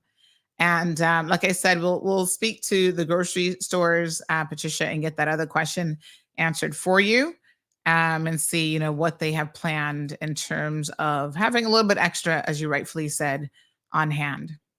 All right, so that's what we're looking at, folks. A number of named storms and higher than usual activity actually projected. So, some of y'all are like, Sandy, I'm praying away these storms. That's fine. But in the meantime, still be ready just in case. We have other guests who are going to be joining us this morning. So let's take a quick little commercial break. Let me see here what we've got lined up. Oh, yes. Quick commercial break. And then we'll bring in some guests who are going to talk about some good stuff that's happening over in Cayman Brac. BK Wings are back. You can still pick up the original wings and add your own buffalo, barbecue, or sweet and sour sauce. But now introducing 2 new varieties that come pre-smothered: mango habanero and jerk. BK Wings are made from the best dressed chicken, unbreaded, fried, and lightly salted to perfection. Order them plain and add your own sauce, or get them pre-smothered in delicious new jerk or mango habanero. BK Wings are back at Burger King. Grab them late at 7 Mile Beach or Red Bay. Open till midnight Thursdays and 1 a.m. Fridays and Saturdays. Do you own a 1996 to 2016 Honda vehicle? There is an ongoing urgent safety recall regarding faulty Takata airbag inflators in Honda vehicles in the Cayman Islands. As affected vehicles get older, a combination of high temperatures and humidity can affect airbag inflators with the fault. If you're involved in a collision, the airbag can go off with too much explosive force, causing sharp metal fragments to shoot out and kill or seriously injure people in the vehicle. To check whether your vehicle is affected, go to HondaCayman.com/recalls. Honda will replace any defective airbag inflators completely free of charge. Contact the Car City service team to arrange this. Please take the time to check if your vehicle is affected by this urgent safety recall by going to HondaCayman.com/recalls now. Ocean Ridge Heights offers an amazing opportunity to own a piece of land in idyllic Cayman Brac, right on the bluff, starting from $80,000. Located in a quiet residential area with high elevation, these lots are ideal for a future home or investment property and are sure to go fast. Cayman Brac offers a laid-back lifestyle, amazing pristine diving, limestone caves, diverse flora, along with amazing wildlife. Inquire about the owner financing options so that you can secure your piece of paradise today. With only a few lots remaining, these are sure to go before you know it. Contact Crichton Properties today on 345-949-5250 or info@crichtonproperties.com. All right, folks, welcome back. Welcome back. Some great information today. And we're happy to have additional guests who are going to be joining us in the Ministry of Youth, Sports, and Heritage, because guess what? Emancipation celebrations are continuing. A little bit of a delay for the sister islands. So we're going to get updated here on, what they've got planned. So we have joining us again, Ms. Tanisha Barnes, who's a senior policy analyst for the ministry. Ms. Tanisha, happy Friday and good morning. Good morning, Sandra. How are you? I'm wonderful. We have the beautiful Brac in the background. How can it not be great? It's a wonderful Friday here in Brac. It's like you guys are getting some showers rolling in as well, though. I see those clouds. I'm not going to call it showers, just a lovely overcast to make the weather really beautiful and nice and like shady, not too hot. Okay, very nice, very nice. And we also have Miss Ventisha Conley, who is the events manager in the ministry as well. Good morning, Miss Ventisha. How are you? I'm good, Miss Sandra. How are you? Yeah, we're doing fantastic. Happy Friday. Happy Friday to you and happy Friday to all your listeners that have joined. Yes, absolutely. So you guys are both in Cayman Brac at the moment? We are. Yeah. Nice. Tanisha is actually sitting on the outside and I'm sitting on the inside of on the inside. Yeah. room. So it's not a bad view to have, so it's okay. Absolutely. And it's good to have, some people joining us from the Sister Islands, because that doesn't happen very often. So tell us a little bit about why you're in Cayman Brac and what the celebrations are all about. Well, as you guys will know, we started the festivities in Grand Cayman. We did the Pedro Castle event and as well as the event Outtown. So, of course, we did not want to leave out the sister islands, or we packed up everything. We're bringing our team over, and we have celebrations today and tomorrow as well in Cayman Brac. Benny, you want to carry on with what the events are? Sure. And Tanisha, you've actually left out Sunday. So tonight we have kind of a cookout per se. So we will have free food for everyone to come and join us at Watchman Place Gardens, and we will have entertainment starting at 6:30. We have the local high school steel pan band. They're rearing up to, give us a great half an hour, 45-minute performance of their best. And then we bring, I've been told, for the first time ever, Swanky Kitchen Band to the Brac. Mm-hmm. So they will take the stage at about 7:30 and take us in through the night with just a really nice get together fellowship, enjoying the music. We all know how once Swanky takes the stage, everybody gets up off their feet, whether they're young or old. So I'm really looking forward to tonight, opening the celebrations here with the Honorable Premier and our Minister Isaac Rankin. And I've heard that a few more ministers are going to be joining us. But I'm more so looking forward to welcoming my locals, my Brackers here to join me tonight. And, let's kick up a storm and start this celebration off as a celebration. And then because we should remember, Ventisha, that you're a Braca. Exactly. Yeah. So you're there to kick off the party. Yeah. So I'm more than elated to be here and being able to bring the same celebration that we had in Grand Cayman over to the Sister Islands. It's always a treat for me to make sure that, we're treated equally. Yeah. So that's tonight, Friday night, 6:30. Everything's free. Come on out, join us. You can't miss where it's at. Even if you're coming on the flight for the weekend to join us here for the celebration from Grand Cayman, you can't miss it. We've got the Emancipation Day flags as well as the government flags lining the side of the street. And it's, you're going to know that something's happening in that spot. So tonight, like I said, it's free food, free entertainment, Swanky, the kids from the high school. That's tonight. And then tomorrow, starting at about 5:00, we have our version of the Heritage Day. So what would have been the Monday, the Hogside Bay Day, we're having here on the Saturday in the afternoon. Wow. So yeah, again, and also we brought the drone show as well to Cayman Brac, so that's going to be, we don't want to leave. It's such positive feedback in Grand Cayman. We brought the drone show to Cayman Brac as well. So we're inviting everyone out to view that as well. And we're hoping that people in Little Cayman can see it as well, because it is pretty big and you can see it from far away. So the side of the island we're on, we're saying if you're in Little Cayman, come to that side. You might be able to see it as well if the weather's good. So we have a lot of activities planned on the entire afternoon. So we invite everyone to come out to all three events, the Friday tonight, Saturday we have the Heritage, as well Sunday, because it's Cayman and we got to have a church service. We're also doing a church service as well. Okay. Now I know that the drone show was such a hit. Everybody was just amazed and talking about it. A couple of nights ago, some people saw some stuff in the sky that they were saying, "Is that Starlink? Is that aliens? Like, what's going on?" Could it have been the drone show practicing? I was wondering.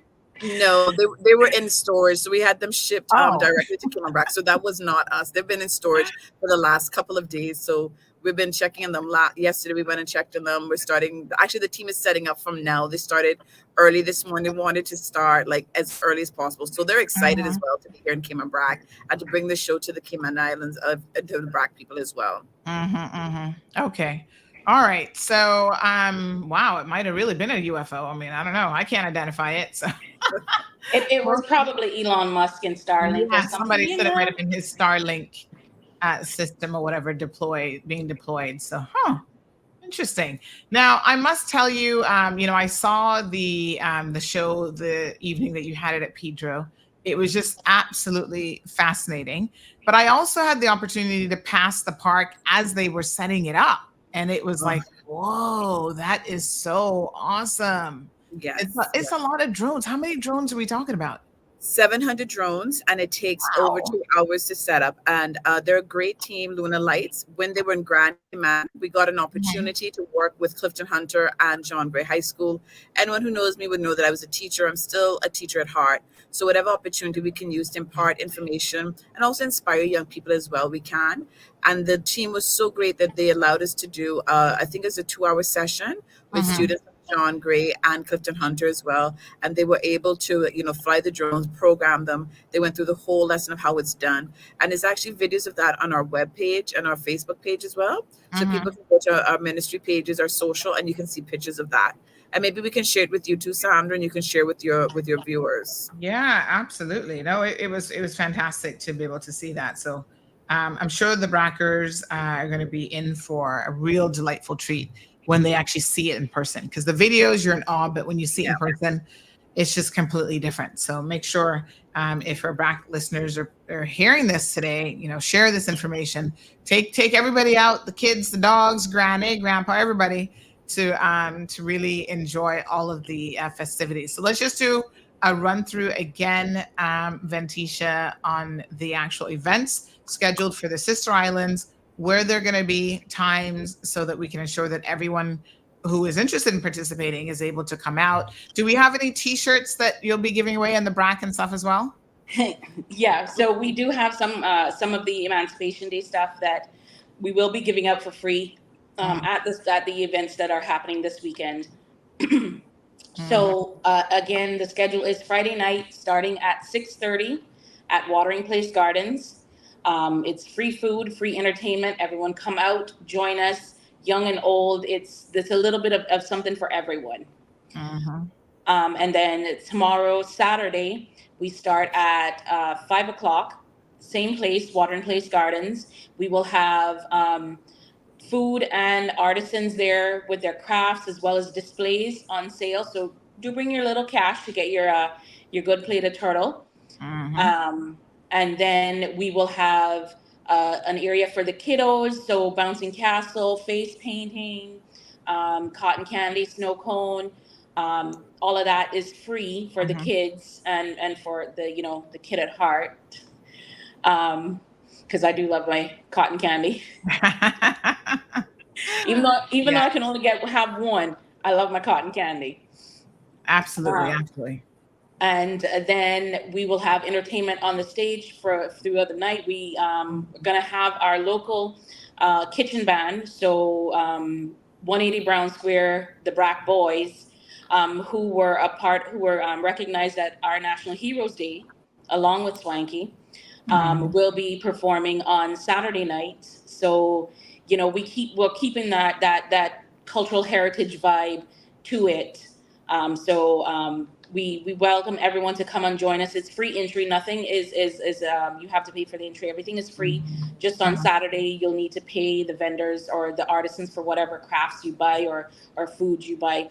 However, courtesy of the ministry and MP Moses Kekernel, all the water will be free on both days because we do understand the heat. Tanissa and I were out yesterday at the site helping with setup and moving things around and whatnot. And I think we clocked it at about 112 is how it felt. It was really hot. Yes. It was super hot. So even though everything's going to be in the evening, it's still running, 87, 88 in the evenings. So water is going to be on chilled and cooled.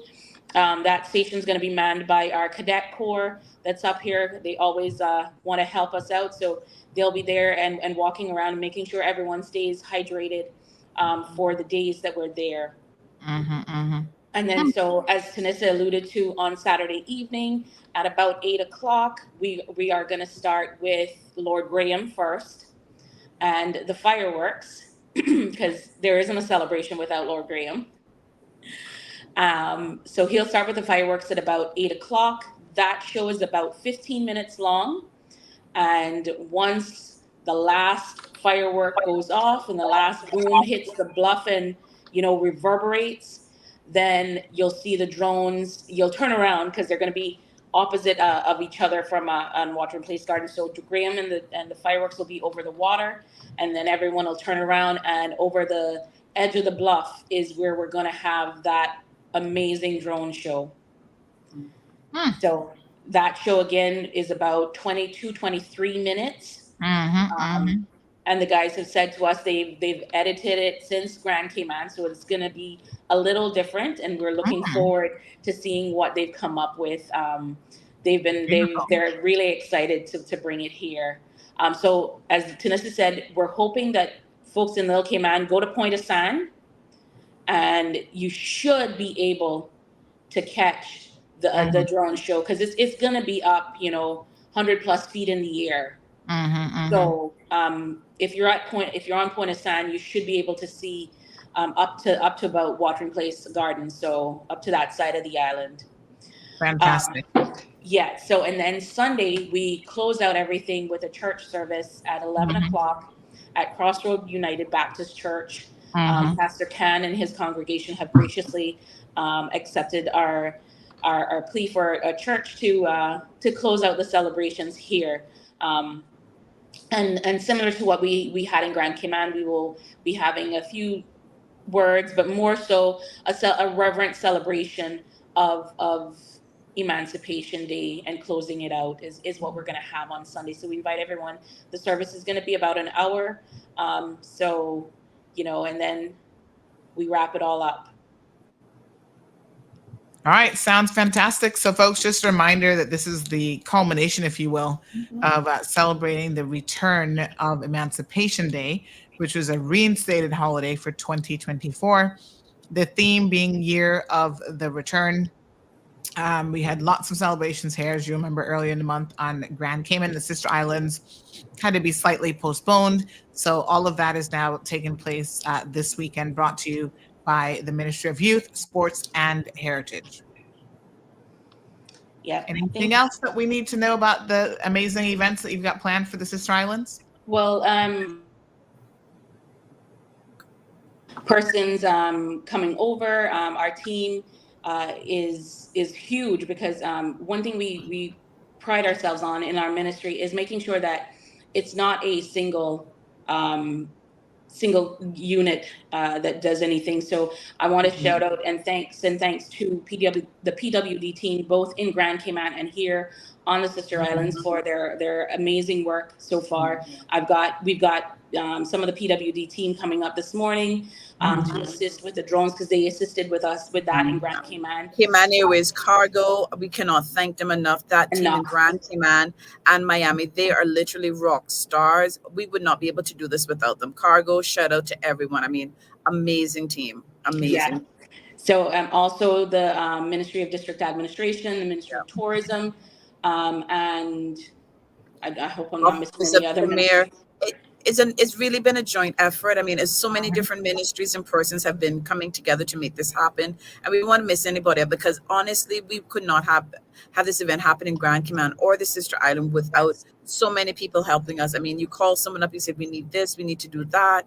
And everyone has been so helpful. Even the response from the crowds at home, we have been so elated, so happy to see the positive response we've gotten from people. People have said, they can't wait until next year, the education process. So it has been such a successful event for us. And we look forward to having the Brackers come out to celebrate as well. We want to see the numbers as big as they were in Grand Cayman. Everyone come out and support it, because it's a great event. It really is. A lot of time, effort has been put into it, and we want to really celebrate the freedoms that we enjoy here in Cayman, and celebrate, the Year of the Return, and we invite everyone out. And as Ventisha said, tonight is free, so come on out.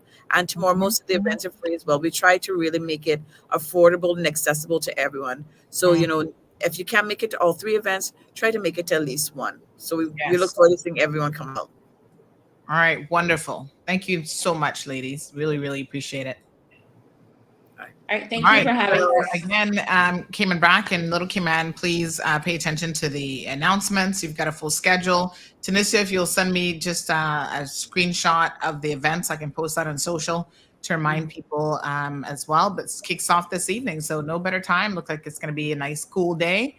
Maybe a little bit of rain earlier in the day, but it'll be gorgeous to just go out. No rain, Sandra, no rain, man. Don't say that R word. Don't say it. It is overcast. It's perfect weather. It's just, it's just enough to keep us cool. It'll rain Monday when we leave. Don't say that. She's like, don't put your goat mouth on us with weather. Literally, because I know you have a goat mouth, Sandra. Don't make me come for you. Damien is asking if it's going to be televised. No, fly over to the Brac and go watch it, honey. Oh, yes. All right. Well, I will say to this, it won't be televised, but there will be elements of it that we will be doing live streaming of. So the fireworks and the drone show, especially, we will, get our phones up on and live stream on our Instagram and Facebook pages, so you can watch those things live. But we do have video, and GIS Department of Comms is coming over to make sure that they capture it to put it in the release video that's going to happen. So while it won't be, all of it won't be live, some of it, and I'm pretty sure that if you've got any Bracker on those social media pages that are going to be there, as soon as the entertainment takes the stage, they turn on that Facebook Live and start sharing. So they'll be able to see some of the festivities. Wonderful. Absolutely wonderful. Fantastic. Well, thank you so much, ladies. Really and again, appreciate Sandra, sorry, we just really want to emphasize it's a celebration of freedom in the Cayman Islands. Yeah. So many freedoms that we take for granted every day. And that's what it's about. Cayman really is a great place to live. And we really want people to come out, celebrate the freedom, celebrate being Caymanian, being a Braca, meeting people and hanging out for a little while. So again, we emphasize, we look forward to having everyone out in attendance, and we invite you to come on out and have a great time with us tonight and tomorrow. Absolutely. All right. Thank you, ladies. Really appreciate it. All right. Thanks for having us. Have a great weekend. Yes. Have a fun weekend. Bye, Sandra. All right, my dear. Bye-bye. All right. Bye-bye. All right. So the Sister Islands will get to enjoy some of the festivities as we did. Very, very good. Hello, Miss Sonia. She says, a productive day, Cayman. Stay dry, giving thanks for the little rain. It's been so hot. Yes, it has been. We're looking forward to it. All right. Felipe and everybody else, buenos dias. Good morning, good morning, good morning. So it's 9:13 here in the CMR studio, coming to you live and direct from the beautiful district of Baden-Tam. That's right. Savannah, Lower Valley, all the little subsections, North Sound Estates. We're all proud Caymanians, folks. Good morning to Jaron. How you doing? Jaron says, good morning, Miss Sandra, and to the entire CMR community. Thank you so much, Mr. Jaron. You've been studying for exams, I think. Everybody's been studying, all the kids trying to behave themselves. All right, Miss Blanca, good morning to you. So nice to see you as well. So listen, I got to tell y'all a little bit of sauce. Don't tell anybody, but remember the 12-year-old that was misbehaving with the car? I ran into his mom. I didn't even know that that's who his mommy was. Well, she was so shocked. She said, Sandy, I almost had a heart attack when I saw that video, when people started calling me, blowing up my phone. Apparently she was homesick in bed, trying to sleep, trying to get some rest. And this little boy, 12 years old, decided he was going to be out there doing the most. Well, honey, chill. Let's just say that she gave him an old-fashioned parenting, you know what. And some of you are wondering what the authorities were doing. I can also confirm that it is definitely under investigation, and the MASH unit is now involved. So he's got to be a little bit scared that he could be getting himself in trouble. Oh my gosh. What a mess. Yes, honey child, you got to be able to tell these young kids, no matter how young they are, that they can get in trouble for different things, right? So poor decisions, but there you go. Only 12. I was like, gosh, I still was questioning, is he really only 12? Yes, he's definitely only 12. My goodness. What a hot mess. All right. So that situation is being handled. All right. So we got some good information this morning. Please share that with folks. Sometimes people don't always get an opportunity to tune in, but that's what I love about the platforms that this program is available on. You can definitely go and have a listen after the program, right? So lots of good things going on in the community. But let's talk about some of the not so good things, or some of the things that are just happening to be in the news. So someone says, I can see your screen in the reflection TV. Yes, it's there. Oh, did I forget to turn it on today, or did I turn it on? Half the time, I don't even remember to turn it on. Did I turn it on today? Hold on, let me look behind me. Nope, I didn't. But yeah, that's fine. I don't have anything private on my screen, I can assure you. But I normally turn it on so y'all can see our beautiful flag. Hold on. There we go. Beautiful. Pride. Okay. Felipe said he's a good shot. He just lucky. He's lucky. And so is everybody else in the neighborhood that they didn't get ran over. Right. So let's talk about a few little news stories here. So kudos to the RCIPS. They've been busy seizing guns and weapons and ammunition and drugs and all sorts of stuff. So continue to do so. Remember yesterday at the end of the program, we did make mention of this imitation firearm that was found.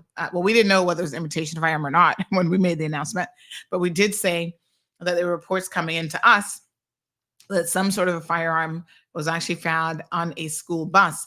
Now, the official report did they specify what school?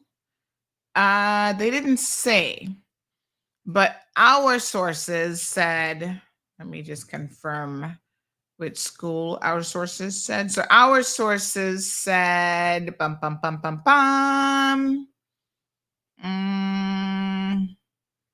hold on.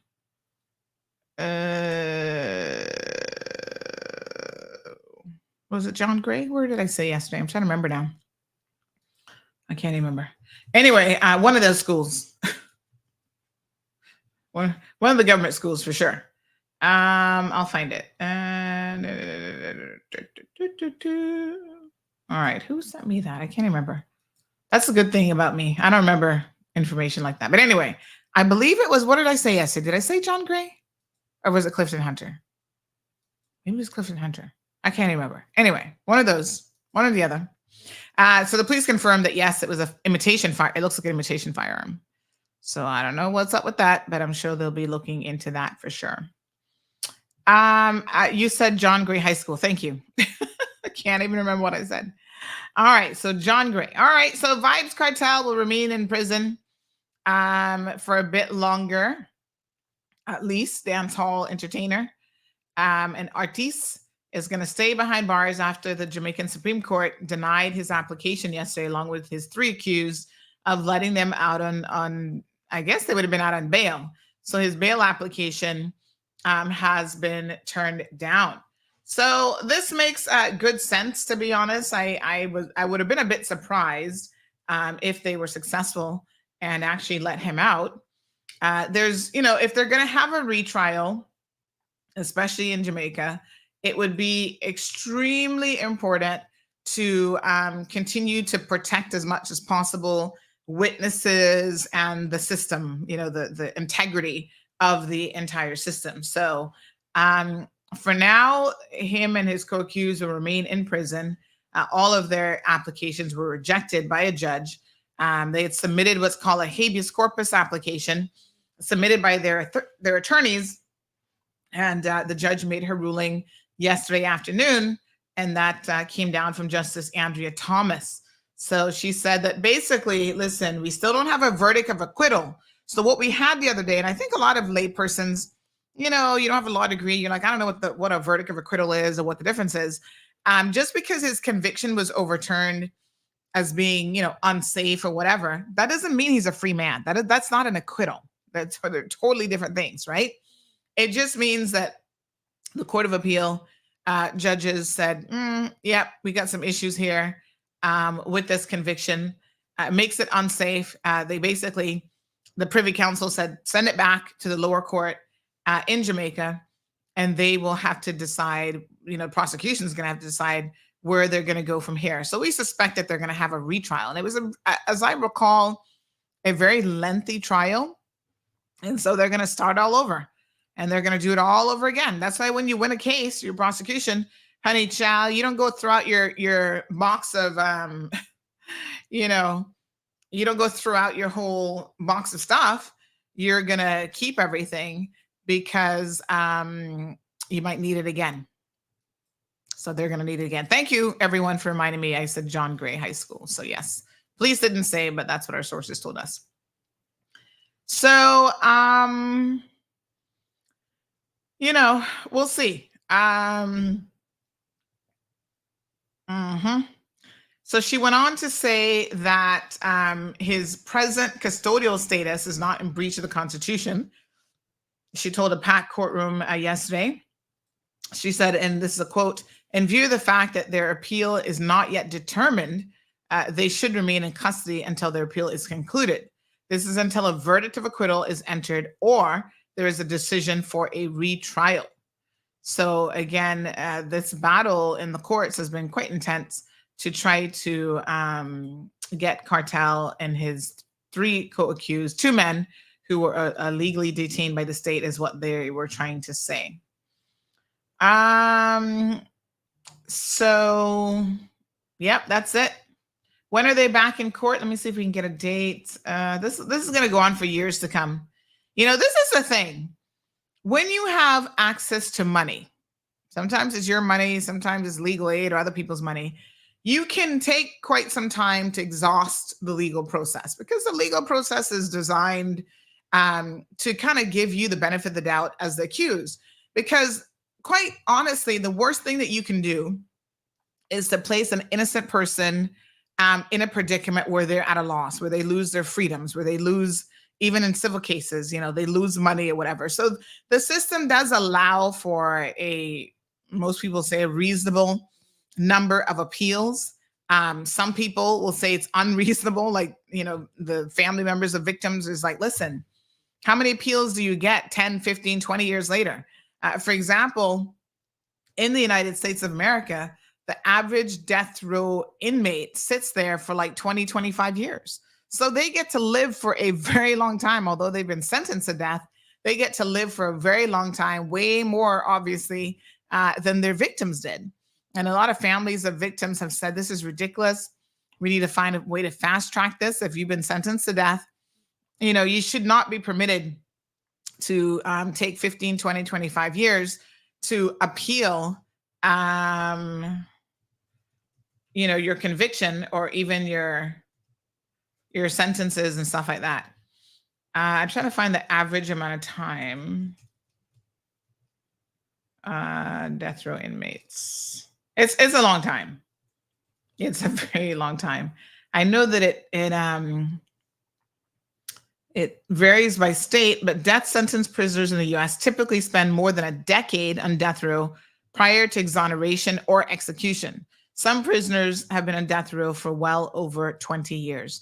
So there is a death penalty information center. You can go and check that out. So, by the way, before I forget, this morning, we do have a segment of Cayman Voices that's going to be coming up. So I need to watch the time so that we can, let me make sure now. We're getting pretty close to time that I'm going to be uploading that. So that's going to be a little treat, little Friday treat. Sorry, 1 second here. A little Friday treat for all of you this morning as well. These segments I have so much fun doing these. I got to tell you. Okay. Let me just see what else we got here, honey Jill. All right. So that's Cartel. President Trump guilty in all 34 counts, convicted in this hush money case. It's unlikely as a first time convicted now, like a proper criminal conviction. It's highly unlikely that he will be serving any jail time. The jury took 9.5 hours of deliberation, began on Wednesday, and they found him guilty. I mean, it's quite shocking that all of them, unanimous decision, were able to agree on the 34 counts. I mean, first time a U.S. president has been convicted of a felony. Ooh-sa. What a heat. I tell you, no, sir. Anyway, let me just see what else we're going to do before our Cayman Voices segment. I think that's about it. That's nothing pressing. Listen, Monday, we got to talk about this government accommodation building that they want to build in Cayman Brac to house the workers. It's 38 suites to facilitate long-term overnight stays for the developers and construction team. Just remember, folks, I told y'all, a $50 million school at the end of it, when it is all said and done, is going to cost the people of the Cayman Islands over $100 million.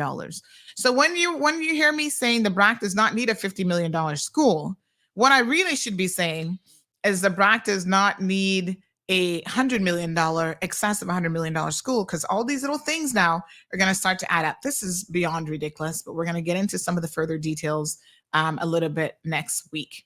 So Irvlin said he's no longer in prison. He was moved to jail cell. I don't know what the difference is in Jamaica, but okay. I mean, he should remain in prison where it's probably more secure, I would think, than a jail cell. Somebody who's probably facilitating an escape here shortly. But you know what happens when you try to escape in Jamaica, honey child? Sometimes the very people that help you escape are the same ones who are going to make sure the police gun you down and kill you in the streets. So he better be careful. I'm just saying. I wouldn't put nothing past nobody. Damien says it will be appealed and a small fine. Well, he wouldn't pay a small fine if he won his appeal. So he's not been sentenced. His sentencing comes up next month. They're not expecting him to serve any jail time, but it's shocking to me that you know, even his comments after the verdict yesterday. Of course, he blamed Biden. Biden didn't have anything to do with this. He blamed the judge. He talked ill of the judge. Oh, the system is this, the system is that. It's just like, whoa. This is crazy. Like I'm flabbergasted. The man is delusional. You know. But anyway, some of y'all are on board with the delusion, so it is what it is. Okay, honey child, let's turn over to a Cayman Voices segment. If you have never, oh my gosh, Cassius says that he's going to escape and be in Cayman, applying for residency in a couple of months, and given her screwed up system, he'll probably get through. No. He's going to marry some Caymanian from Georgetown, West Bay, or North Side. Probably not them Savannians, you know, because they're not too into the, you know what I mean? And them Brackers, they're going to be like, no vibes, you too dark for us. Forget about it. But them West Bayers, Georgetowners, East End, North Side, they might give him the time of day. Anywho, Cayman Voices is an amazing segment that I get somebody laughing like, Sandy, you're too much. It's the truth. Cayman Voices is a segment that I really enjoy. You sit there, Gabby, but he's already married. You know he like his Caribbean women. He not business with that. Anywho, listen. Oh my gosh. Cayman Voices. It's all about us as Caymanians, getting to know who we are individually as a people and collectively as a community. You can nominate someone to be interviewed. You know, a person age 65 plus that would love to talk to me, then give me a call. They can talk about whatever they want to talk about. It's so interesting to hear their stories. You know, what they did as young people, where they worked, how they grew up, what was Cayman of yesteryear like. Oh my God, just absolutely amazing. Somebody laughed and said, not all Savannah people. You might find one or two that might find him attractive. Okay. All right, honey, chillin'. Sit back, get your second cup of coffee, and let's enjoy this segment with Mr. George Shillette. Cayman Voices was a dream that I had for several years now. It's about taking the power of storytelling to embrace our own collective history as a people. Through our individual stories, we're able to see the common thread that binds us together as one. One person's personal journey has become our collective culture, heritage, and history. This series will show people from all walks of life sitting down with me as the host and going through their life journey. Sometimes there are unknown elements of their lives, but ultimately we're going to walk away having learned something new with every person that we sit down with. I guess I would explain it as an exploration of our story. I'm naturally curious about people and their lives, so Cayman Voices is exciting and allows me to capture this for everyone to enjoy. We are seeking out Caymanians, multi-generational, as well as some who have moved here to, uproot their entire lives and to make this their home. This stream would not be possible without some sponsorship, and so I'd like to thank the DART organization for stepping up to the plate to ensure that we're able to deliver regular monthly content for our viewers to enjoy. So sit back, kick up your feet, turn up the radio, relax, and listen to Cayman Voices. All right, folks, so we're here with none other than Mr. George Gillette for a beautiful edition of Cayman Voices. Such a pleasure, sir, to be able to sit down with you today and talk a little bit about who is Mr. George, and of course, what was it like growing up in Cayman many, many moons ago. So let's take us back to 1950. Where exactly in the Cayman Islands are you from? Mary Street. Mary It was Street. called Maryland in my time. Oh. And then after the government started naming the roads, they changed it to Mary Street, but it was called Maryland. Do you have any idea where the name Maryland came from? I had tracked it down one time. It was a lady that used to live there that nobody knew where she came from. Seemed like she was the first one there. That is what I understand from my parents. Mm-hmm. That she was there. She was a white lady. Mm-hmm. She was a white lady. Oh. And everybody just called, they didn't even know if that's her right name. Okay. They just called her Mary. Right. And that's where those days the road didn't have no name or anything. Yes. But they would describe her, well, Miss Mary from Maryland. Ah, okay. And that's how it stuck. That's how it went. That's how it But went. when the government now started naming the streets, Mhm. they changed it to Mary Street. Mm-hmm. And sometimes I go there, I get lost too. Because Mm-hmm. right there next to, I think it's the Zephyr building, yeah, Mhm. where it's Boosie Solomon's shop, then the Zephyr big upstairs, then that's Mr. Alwys Smith property was there where the Zephyr building is, and then my mother's property was right next onto it. So In you're other right words, there. right in the cross of Right. the T. All right. Yeah. And tell us then who was your mom? Tell us a little bit who your parents are. Well, my mother was Alice Lindora Borden, and you know the Bordens were big Mhm. names those years. The Bordens, they were all related to the Parsons, and the Parsons was related to the Watlers, and Cayman been mixed up. But Mhm. I understand the Bordens originated from England. Mhm. That's what I understand from my parents, and they were white people. Yeah. They were white people, but Yeah. when my mother married, then she became Cholette. Okay. And where is the name Gillette from? Where was your dad from? My father was from Nicaragua. Ah, His okay. mother, he was born in Cayman, Uh-huh. but his mother was from Nicaragua. Okay. His mother family, then, let me put it that way, they were Mhm. from Nicaragua, but the Chilettes is French. Hmm. My great grandfather, because I got the family tree, Mhm, he mhm. was the Chilette was a slave for Mhm. Mr. Gillette. You know, the slaves had to take their owner's name. Mhm. So that is where the Gillettes come from. And in France, they have a street called the Gillette Street. Hmm. But Mr. Gillette, where my people came from, where my father, my parents came from, he was the slave owner. Mhm. He was a white man, a Gillette, and a white man. And those in slavery time, they would say, who you the slave of? Right. I the slave of Mr. Gillette. So Okay, you the just- slave had to take their boss's Yes. name. Right. That was their title to know. Yeah. But that's where the Gillettes come from. And the Gillettes are big because the history says that my great-grandfather was a colonel in the French Revolution. Mhm. And he went down to Grenada. And that's where they originated from. His wife was from Portugal. Mm.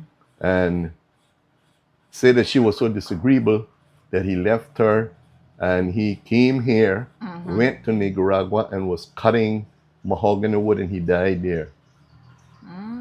But he had lots of children in Nicaragua in Blue Fields. So that is where the Gillettes originated from. Okay. And it's only one family Shillette. There's only one family Shillette. So One Ernie family. bought it with that last name Shillette. His family. His family. Yeah, they got them in Costa Rica, Uh-huh. Nicaragua. I didn't hear no Shillettes in Honduras, but I mean, I got children there now. Yeah. So that's it. Yeah. Interesting. That's where they come from. Very interesting. So his mother was from Nicaragua, but his dad was here. Don't know. You don't know? No, we don't know. Okay. Don't know. Wow, that's interesting. Don't know. Okay. But his father was Caymanian.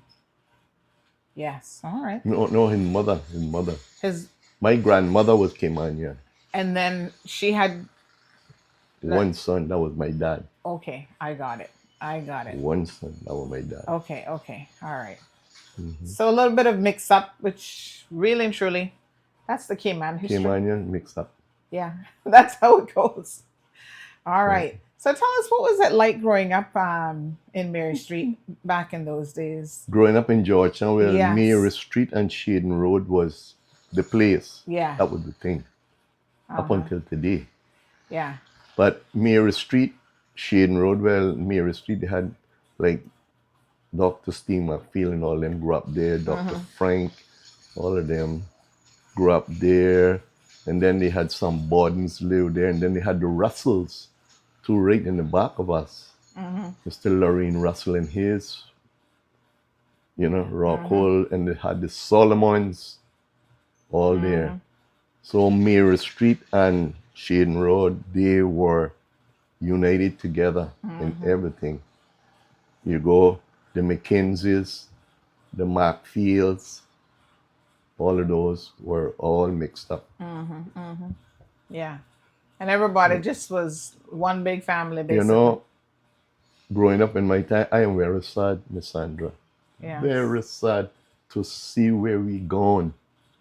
I mean, when I was growing up, we didn't have no knowledge or didn't have no understanding of nothing about technology and no TV. We made all our games and we spent most of our time in the salt water. Because you had the Arches that used to live, Mr.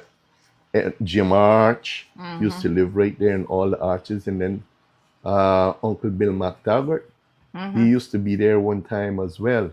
And the McTaggarts, Dr. Roy McTaggart and his family used to live right there where this building is called now Federal something. It's right on the corner of 4th Street and Mary Street, right there. Okay. And that's where Uncle Bill started, right there on 4th Street.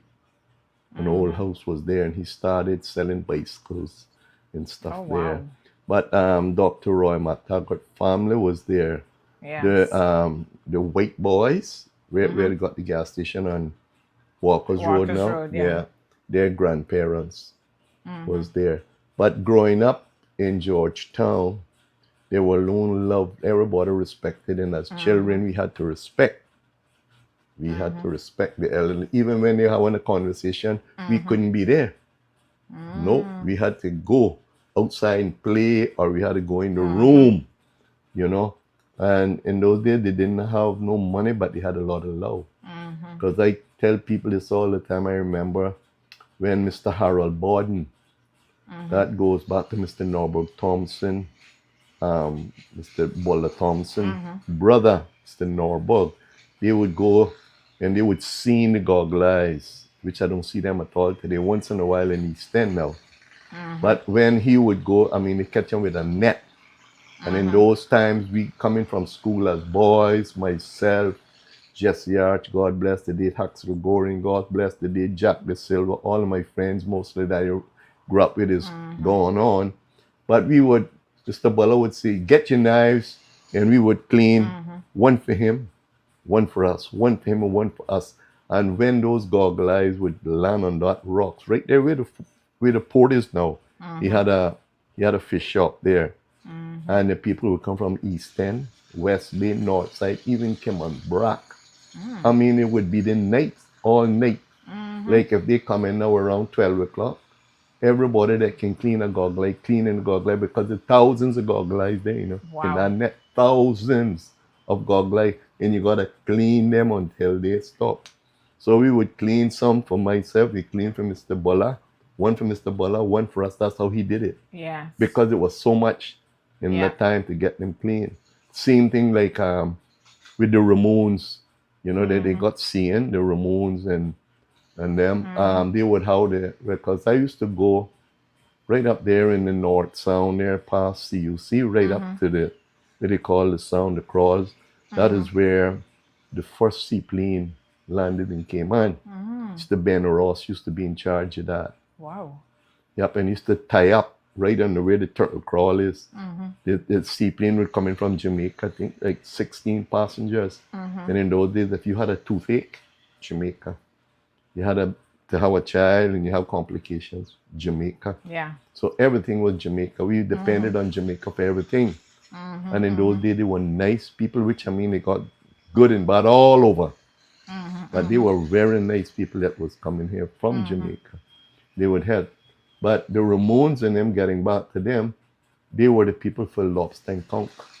Oh. Now we would go up in the North Sound on Saturday evenings or Saturday midday or 1 o'clock. So crowd was, and I would go with them because you were free.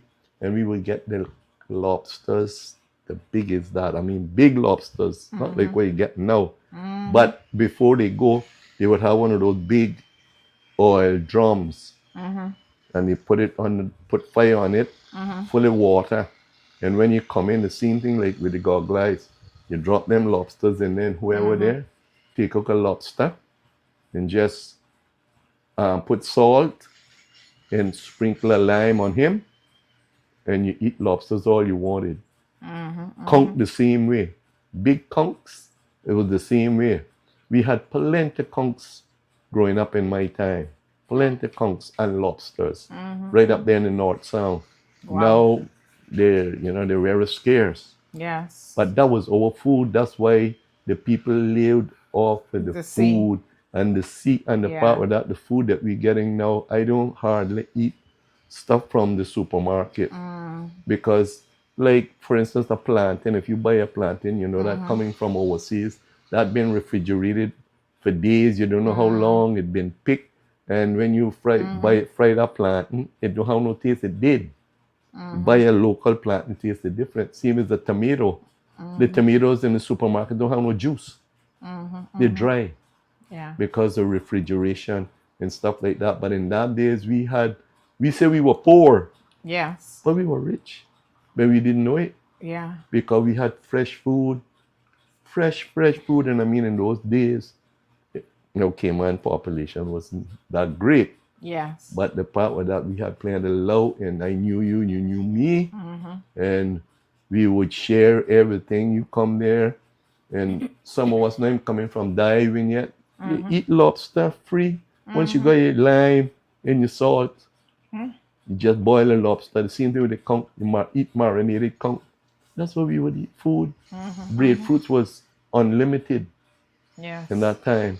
And I used to remember Mr. Harold Borden, that's Mr. Bulla Thompson's family there. He would be coming with the yellowtail, big yellowtails, hook up on a silver thatch string. He passed in my mother's house. She would say, Harold, you got any fish? He say, yeah, you want two? He would give her two. And he say, I'm coming back to pick up a breadfruit. That's the food. That's our day there. Those days we didn't have no refrigerator. This first refrigerator my mother had was a kerosene refrigerator she had got from a man that used to sell them here in Northside, Mr. Olney E-Banks, I think he was named. Yeah. A kerosene refrigerator? It was a kerosene, the bottle, a gallon bottle, and you put it underneath and you would light it like that how we like a lamp. Like a lamp. And that was your refrigerator. Wow. Yep. If you could afford one of them, you had it made. Yeah. Oh my goodness. Life, they said, was hard. Yeah. But life was nice growing up in my time. It was simple. Very simple. I remember our house, it used to leak. And those days, don't forget mosquitoes. We used to put on nets and sew net in here, screen net, and put it over our face to keep the mosquitoes from eating us alive. Mosquitoes used to be so thick, they used to kill cow and cat and stuff. But we spent a lot of time in the sea right there where the fish market is in town. Yes. That is where we spent all of our time there. We lived in the sea. We had fun. We played. I bucked my toe. I shove it down in that white sand and gone in the water. That's it. No doctor. No doctor. Yeah. You No know, doctor. I remember they had one called Dr. Rose. He was doing, so I remember, and Dr. McGregor. They were doing, there's two doctors in that time, and they were God to everything. Just a little bit of humor. I'd share this with you. At one time, this lady brought her daughter to Dr. Rose. And why I know so much about Dr. Rose, my grandmother was on Shaden Road. She had a big house there. I don't know if you know where Punto Latino is. Yeah, man, you know where Punto Latino is. Right, one Capitol building. Yes. And then Punto Latino. Yeah. Okay. Yeah. Well, my grandmother lived right in the front there. She had a big house. And then she had a big porch the whole length of the house. And in those days, the people would come from north side and east end in the truck. And they would have to, men and women, and they would have to sit down on a piece of board. That was the seat. And they would come in those days. Now, most of the men that were able had gone to sea. Okay. But what happened, the women now, if they ain't got no small children or they would leave the children with somebody, they would come in Georgetown. They would catch the truck in the morning, 7:30, and then they would go back. They would leave 12:30 to go back up east end or north side. Okay. But they would stop to my grandmother's place. That's where the truck would stop. And she had swing and she had big rocking chairs there, and they all sit down on the porch. And she got a big thing of cornmeal porridge. If they wanted something, get some. That was it. But they go and do their business. Those days, Marion's was the big supermarket in that time. And then the Marion's had one called the Branch store, right on the corner there now. But you know where Miss Emily Seymour used to live, Mr. Ferdinand Seymour, to turn to go on Mary Street. Right. Well, they had a store they called the Branch store. That was Marion's. And Miss Leola from South Sound used to manage that. So the women would come in town, go shopping, and then they would, well, that was the bus stop then. Yeah. My grandmother's place. And they would eat there if they wanted, and then they would go to the courthouse, because those days the women used to like to go get what happening. All the news. Yeah. So they would go there, and then they would, when the court is over, then they would come back and wait to catch the truck to go back up. And Dr. Rose was right next to my grandmother's house, joined right on there. Okay. And then Mr. Webb, the tailor, he was right in front, right where Punto Latino is now. That's where he would do his tailoring. And we only had two tailors in my time. That was Mr. Webb and the other one there, Taylor Joe. Now, Taylor Joe used to live Rock Hole. Okay. And Mr. Webb used to live, right further there, up in town. Yeah. And they always would have argument who's the best tailor. But they were the tailors in that time. Yes. And Dr. Rose was right there. So that would have been his house and practice. Yeah. Everything all in one. Right there. And one time this lady took her daughter, because the daughter was feeling sick, and took her to Dr. Rose, And she said, I don't know what happened to my daughter. So he came back to the mother and said, well, Miss, what did your daughter eat? She said, well, all I know that she ate some yellowtails from Mr. Harold. So Dr. Rose went back in and examined her, and he come back and he told the mother, he said, I don't know what color the tail was, but she 2 months pregnant. I'll never forget that. Oh he my told me, he gosh. said, I don't know what color the tail was, but she was 2 months pregnant. Oh my goodness. So now Dr. Rose would give you tablets, to let, get rid of them. And really? sometime He would give you tablets to advance. Yeah. Okay. He used to go to Jamaica and get these pills, and he would give you So wait a pills minute. to get rid of Back them. in those days, basically they had abortions available? What? No, but he would do it. I mean, Yeah, he would do I mean, it when wasn't legal, but they he didn't did it. have no, they didn't have no, we didn't know what that was. Yeah. We didn't know what that was. But I Mhm. mean, he was a doctor, so he knew. Yeah. You know. Yeah. So those days growing up in town, because I remember coming from school, I would take ice Mm-hmm. to my grandmother while I came out of school, because I Mhm. went to school right there where the annex is. Mm-hmm. That was the school in time, and then they had Yes. Miss Kippy. I was talking to somebody a few days ago about Yes. teaching these children. Miss Kipper would teach them underneath a tree. Under a tree. And underneath a tree right there in Gorin Avenue, where she from. And when the sun was here, then they would change the seat, the seat and put here. That's where they went to school. And they came out perfect children, very well educated. Because they advanced from there. Yeah. I went to Miss Gleader School as well, where that is right in front of the government building, right Yes. across there as well. Yeah. Miss Cleta was Yeah. around for a long time. Yep, she was there, and I mean, she was a good teacher because Mhm. she was learning me piano. But if you make a mistake, she would hit you on your finger with a stick. So that discouraged me, Yeah. you know. Oh my. And then, but those days, Uh-huh. school was strict. Not like now. Yeah. Those the day just go. You ain't come in here with that. I mean, the parents knew, so the parents weren't even gonna make you go unless they knew that it was right. You talk there, you punish, and you doing school. And Miss Cleta floor now was a cement floor, but it was rough.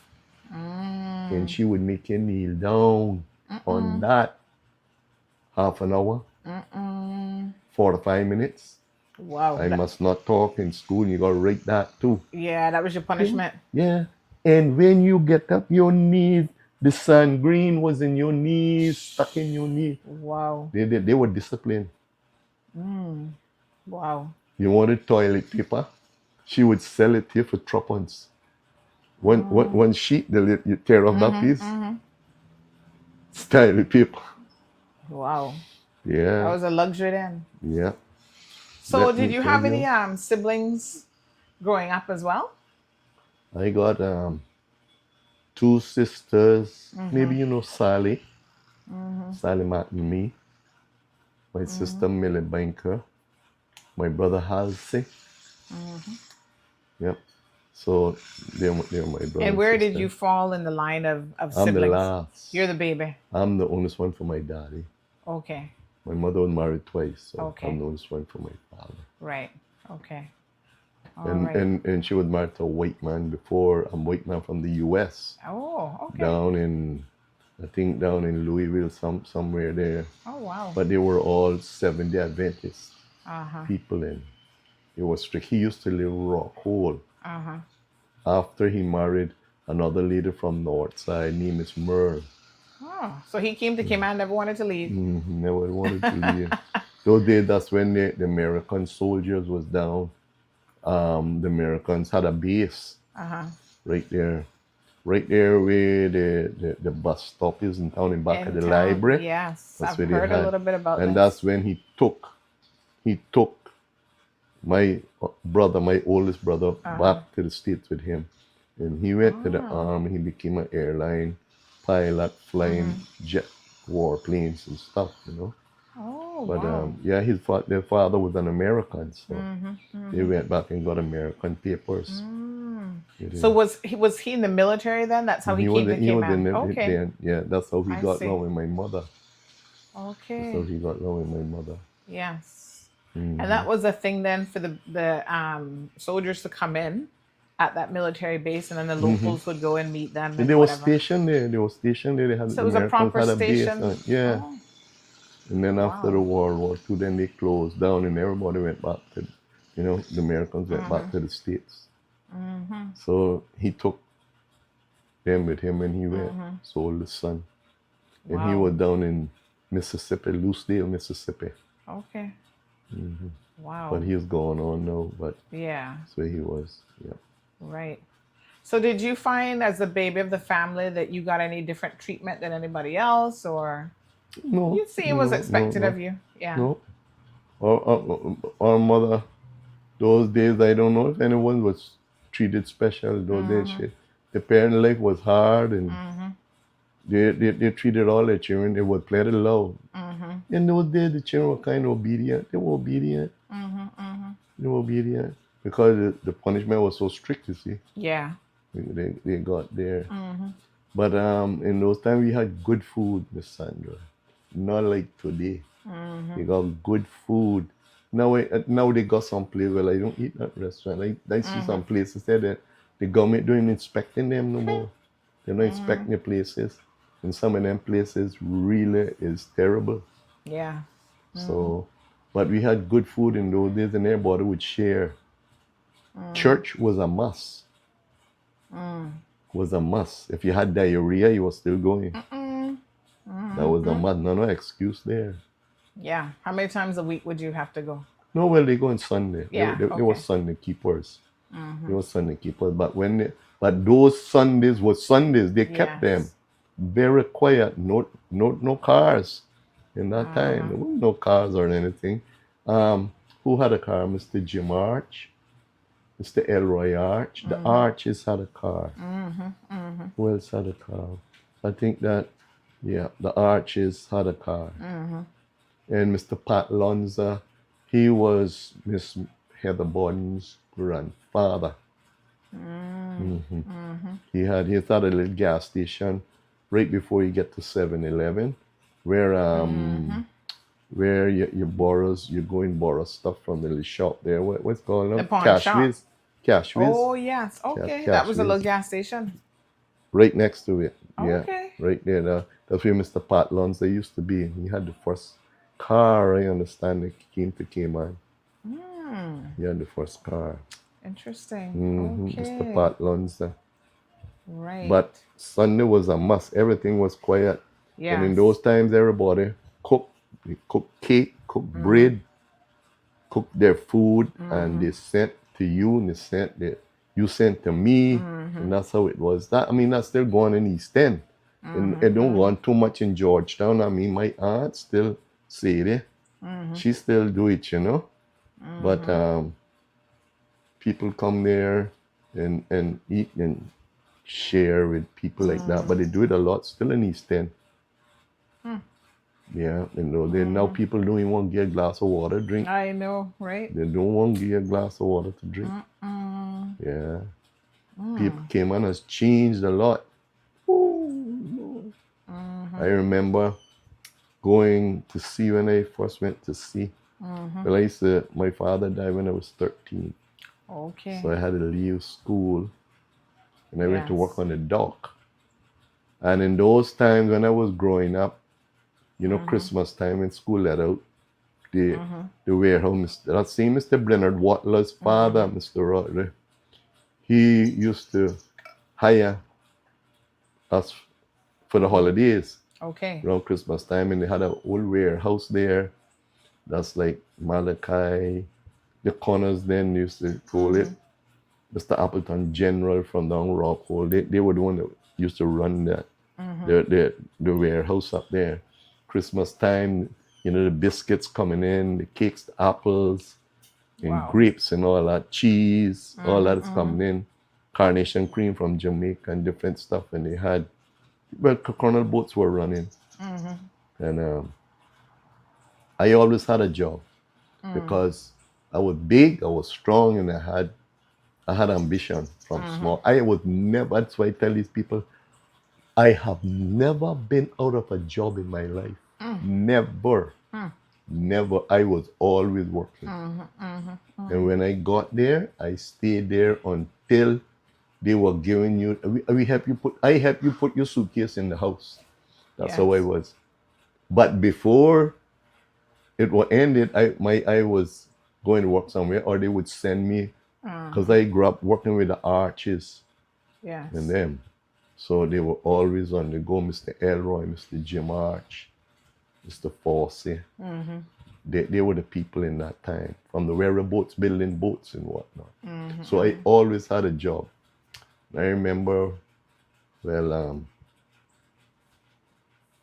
I never had to go ask for the job.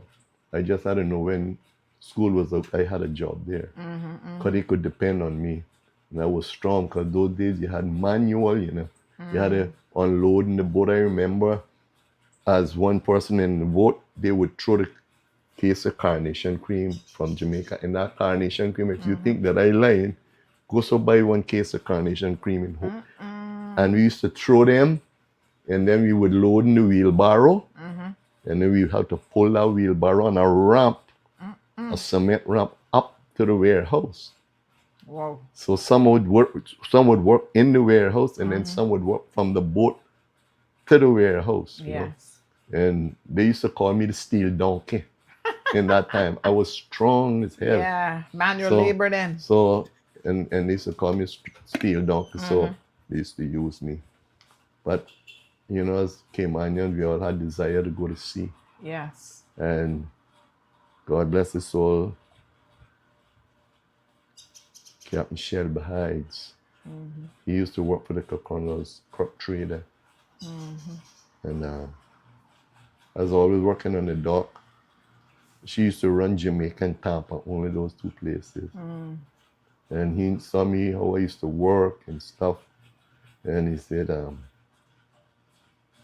you don't want to go to sea or what, boy? I say, yes, sir. He said, well, you got passport? I say, yes, sir. He said, well, you get it and you come in. I'll carry you. And I remember Carlos E. Banks. He's from Sound Road. He stayed close by. In front of me said Rita those days, but he's passed on or he's dead and gone. But he used to be the cook. He had a brother named Washington, too. Washington, yeah. And Gary, he had a brother named Gary as well. And Carlos was the cook, and he said, well, you're going to work with me in the galley. But I didn't tell my mother. But my father did then. Because like I said, he did. When I was 13 years old, I had to leave school. And I had to become a man then. Although it was only me and my mother. And I had one sister left home, Sally. And didn't tell my mother anything, although I had a passport. So I went in 12 o'clock while she was eating to the table, and I knew she had the passport, and I stole it out. And I get one little paper bag, and I put one pants. And I set that one side. Now, those days now, all like Malachi Con and all them, they, you know, but they would talk to say things, but they didn't say it for badness. So I don't want nobody to know. I took my passport and gave it to Captain Shelby, and we were leaving the next day to go to Jamaica. So I'm happy now because I'm going to sea. But Malachi knew everything. And my mother was a person that she dealt with her plants. She was in her yard all the time. And, you know, they passed and then they would stop and talk. And Malachi said, well, Lynn, you got a man now. What are you talking about? Yeah. I hear you going on the cock trader with Captain Shelby. Oh, gosh. What you saying? She dropped what she was doing. But God had done sign on the boat now, you know. Yes. But we never left yet. We were leaving the next day. She came down there. She didn't speak to me first. Spoke to Captain Shelby. She said, Shelby, you got my boy passport. Give me that back here. You not going to see? She said, tell him, me and him will talk when they come home. I was big, you know. Yeah. But that didn't mean nothing for her. Why was she fine? And she gonna lick you with it.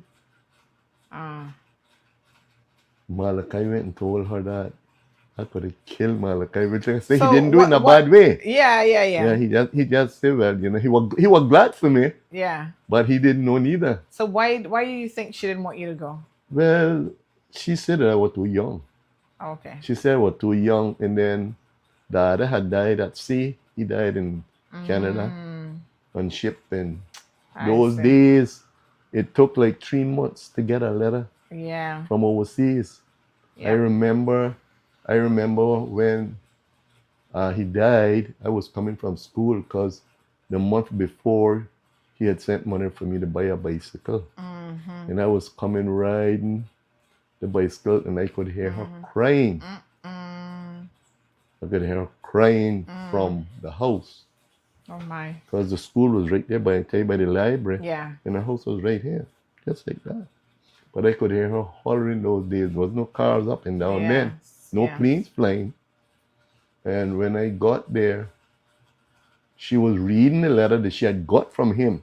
Oh my goodness. That same day that he said, well, when the ship get back to New York, he will get back and coming home. Oh, wow. And he was done dead. He was dead for 2 months already. But that's the length of time that you would get, you know, the news and stuff. What happened to him at sea? Do you know? He died. It was cold in Canada, and then they said he had a heart attack. Wow. That's what they say. But a lot of the friends here still alive today. They was on the ship with him because everybody went with National Boat. He died in Canada, but it took like 5 months to bring him home. Yeah, like that time. And she didn't want me to go to sea. And she dealt with me good that evening when I went home. Not going to sea. Anyhow, I continued working on the dock, but life became hard. Life became hard. So I went on another boat with Captain Charles, Colonel the Kirk Pride. And when I went to Tampa. Did you get her permission that time? Yeah. Yeah, you made sure to ask her. Yeah, life was hard, so she was willing then. Yeah. And I was 17 then. Okay. 17. So a couple years then had gone by. Yeah, I was 17, and then when I went to Tampa, I met Willard Connor. I knew them they were from Shaden Road, and the boat that I went on with National Boat, all Caymanians except the captain. Wow. All Caymanians. And he loved Caymanians, so the captain that he made sure that he wanted only Caymanians to work on that boat. So when I got Tampa, Willard came down because they came down to see if we had any breadfruits on the boat or we had caught any fish. Because while we were going to Tampa, we would fish in, you know. And then we would carry bread kind from here, turtle meat and different stuff. So when he came down, he see me and he said, man, he said, this little thing no good for you, man. Say, I'm gonna carry and talk to my captain. But I don't know nothing about United States or what United States look for. This is a new world for me. And when I looked, I saw the boat. She was so big, National Boat ship. I said, she right there could walk it. He looked at me, he said, walk? He said, you know, Father, it's about 10 miles from here. But she was so big. That she looked like she was close. Close. Yeah. And that was Tampa. Well, we got a taxi. We got a taxi, and he took me and him went, and he spoke to the captain. Captain said, once he's from Cayman, bring him, go and sign off. Captain Charles didn't want to let me go because I always had ambition. I would never lazy. I was like a workaholic, and I like to work. Yeah. And Miss Sandra, had never, if I wasn't at my age now, I could still get a job. Yeah. Because how I worked, how much you pay, I'll work for that. Because that's half of a bread rather than no bread. Right. And once I started working in the sea, they would give me the whole bread. Yeah. Yep. But nowadays, the first thing they ask you, how much you pay? And those days we didn't have no resume neither. Come and see what you can do tomorrow. That's how it was. Yep. So when I went, Captain Charles said, Georgie, he said, you my best work I got on this ship. You're willing to do anything and you're willing to learn, but go and experience the big world. And he let me go, and that's when I started to work with National Boat. 80 pounds a month. Wow. $80 a month, US money. Okay. That was good money in those days. Yeah, that was money. And I had to send that home to Mama. Yes. Because you had to sign your allotment for the month. Now the extra that you worked, the overtime, were yours that you could spend. I see. But your monthly salary was going home. Yes. So a lot of people in Cayman don't know how the seamen did for this country. And no investors. We were done here. The seamen were done here before the investors. Yes. You understand? And plenty of people don't respect that. And not much was left neither. Yeah. And not many was left. So they all dying up fast. So the seamen should be respected highly. They started, and life was hard on ships, The life was hard. People don't know the danger you're away from home. And you know what I always tell people, my children? I said, what killed the men that went to sea for national boat in those years was broken heart.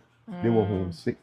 Wow. For my mother to talk to my father, he would call and said, and call to the government building because they had them ring up phones, ring them up, and then and said, I want to talk to Lindora on the 16th of February. She would go and wait, and other people would be there waiting for their call. Wow. And once that ship, and then you had to go through wherever they was in the States or part of the world, they had to go through Jamaica operator. That's and right. then the Jamaica operator would connect you on here. They only stopped that in the That's it. 90s because I remember. Yep. And a lot of them would say, where's the Cayman Island? I don't know where the They Cayman didn't Island even was. know. Yep. So that is how it was in that time. And those men, they died with broken heart, loneliness, thinking about their family back home. They couldn't talk to them. They didn't have no cell phone in those days. Nothing. Months and months. You write a letter in New York, it's going to take three or 4 weeks to just get to Jamaica. Then from Jamaica, you got to take another 3 or 4 weeks or a month to get here. Wow.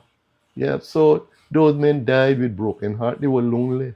Yep, I proved that. I proved that. That's what it was. So the first time you get on the ship now, you said it was so big. What were your first impressions of the ship? I was in a new world. Wow. It was a new world. I mean,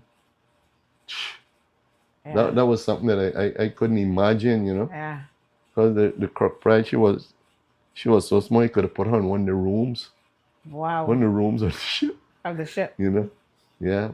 And then we left Tampa and we went Venezuela, got iron ore. Then we took it up to Europe. Then after that, I got off for her. And then I joined the ship where my father died on. The St. Lawrence. Went right in the room where he was. Wow. Yeah.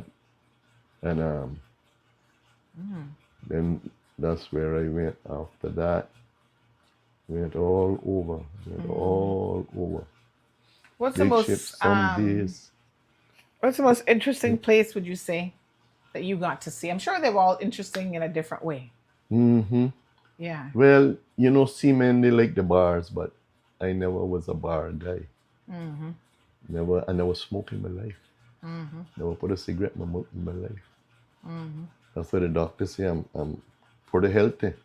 For my age, I don't have no. But that was the place. That's where we went. We went to the bar. You had they would take the young seamen and show them the ropes, and stuff like that. And those days they were all jukebox music, lone jukebox music. And I had learned to play guitar. My brother Halsey, he was living in New York, and he sent me a box guitar. And I would watch other people play, like Elon Pars, which is to me one of the greatest guitar players ever. And I would watch him, and I had fishing line strings, but they used to practice in the back of my mother's house on Mary Street with Mr. Lemard, and then they used to have musicians come from Jamaica and they would practice there because they only had one band in Cayman. That was Mr. Lemard. And then they advanced from there. They had the Caymaneers, which I played with as well. We had Mr. Ken Davis, he's passed on. Mr. Howell is passed on. Different ones, then they started growing like that. So I learned to play guitar on my own, just watching people. Wow. And I started singing. I didn't know if I could sing, but I started singing, and that's where my music career started. And I played in every band mostly in Cayman because they wanted me because I could play and sing. So you know? picked up playing once you came back from sea? Or No, before I went. before? Oh, Before I okay. went.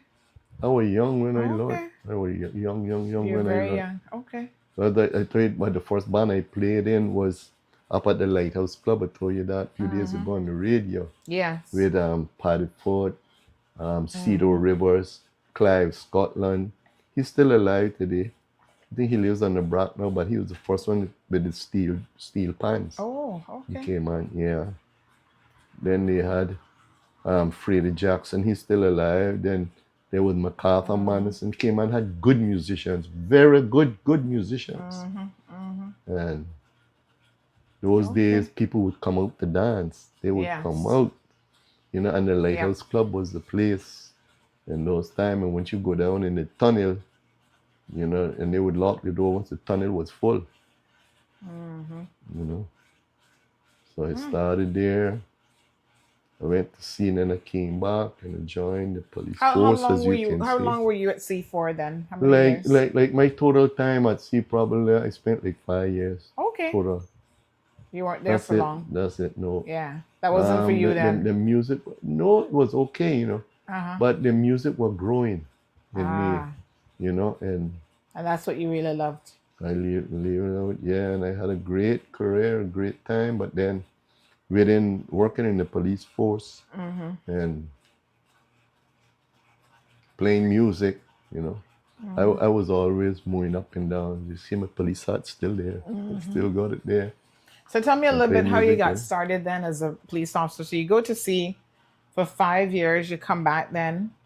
The money that you would send to your mother, you said you only had one sister at home. So basically she'd use that to take care of herself and your sister. And, so when you came back then, did you have a girlfriend? Were you thinking about getting married? None of that yet? No, none of that yet. I was just like freelancing, but then I would work. Anything I could find to do. But I learned a trade. I learned to become a good carpenter, a good mason. Oh, and that's what I done. I used to do building on my own. Okay. My sons do it now. I got 2 sons that do it. Okay. But and we all in those times you learned. Yes. You had to learn. They make sure, because I remember Mr. Arch telling me, he said, go and work with Ted. Go and work with Biggie. Kent Rankin. And when Biggie would go, now for lunch, I would stay. And I would put down 1 block, although the line is already ran, because and I would put down 1 block. I would put down 1 block. I used to be his helper. And when he come back, I'd say, Biggie, how that look? How I look? I say, them block. He say, I had them there before I left. And he knew he didn't have them there, but that's how he was. That's how I learned. And then you had to get your tools. You're not going to go and borrow nobody tools there. You had to get your tools. And all of my tools I would mark on GC. And I had tools. I had tools for everything. And I started to learn carpentry then from Mr. Elroy around him, because his wife and my mother was some kind of family. Okay. Bride Borden and my mother was family. And Mr. Norman Borden, now, he was family to my mother as well. Mr. Dudley Parson that passed recently, he was family to my mother. So the Parsons and the Bordens was, all from down North Church Street. And I learned to do building on my own after working all over in Cayman. My work is, and those days we didn't have no contract that you could go and get deposit. You were working by the hour. They didn't know nothing about no contract. Working by the hour. And I remember with Dr. Roy, because Dr. Roy in that time, he was very big, and he would get all the jobs, or he would be the bill. He would be the man that furnished the money to do the jobs, and then the artists would do the building. Because I remember the first Kirk Plaza in town. I don't know if you remember that. where it is by used to be by L. Thompson. Right. And then the Bodmore building right next to that. Their two buildings were built at the same time. And I worked on both of them. Oh, wow. And Saturday evening, we would get paid 12 o'clock. And we had to go to Dr. Roy Paint shop to get the money. And if you work all week with overtime, you get 21 pounds. 21 pounds. And Dr. Roy would be the one that pay, and Mr. Elroy would be sitting next to him. And sometimes we would go, and Dr. Roy look at you and say, I'll play the money for you too. Oh, boy. And then the next one come and say, you sure you work for all that now? But Mama was right there by the door waiting to collect. That's right. She was right there by the door and I had to give it to her. You had to give it to her. Yeah. And then when I asked her for it, she said, you eat it out on the table. You eat it on the table. That's how it was in that time. But I would always had a job. And like Christmas time, I don't like Christmas. I get very emotional for Christmas up until today.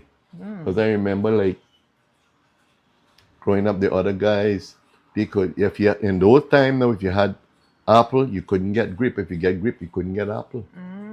I mean, if you were in one of the wealthy group, then you could get apple and grape. Right. But all like me now, I had two choices, either the apple or the grape.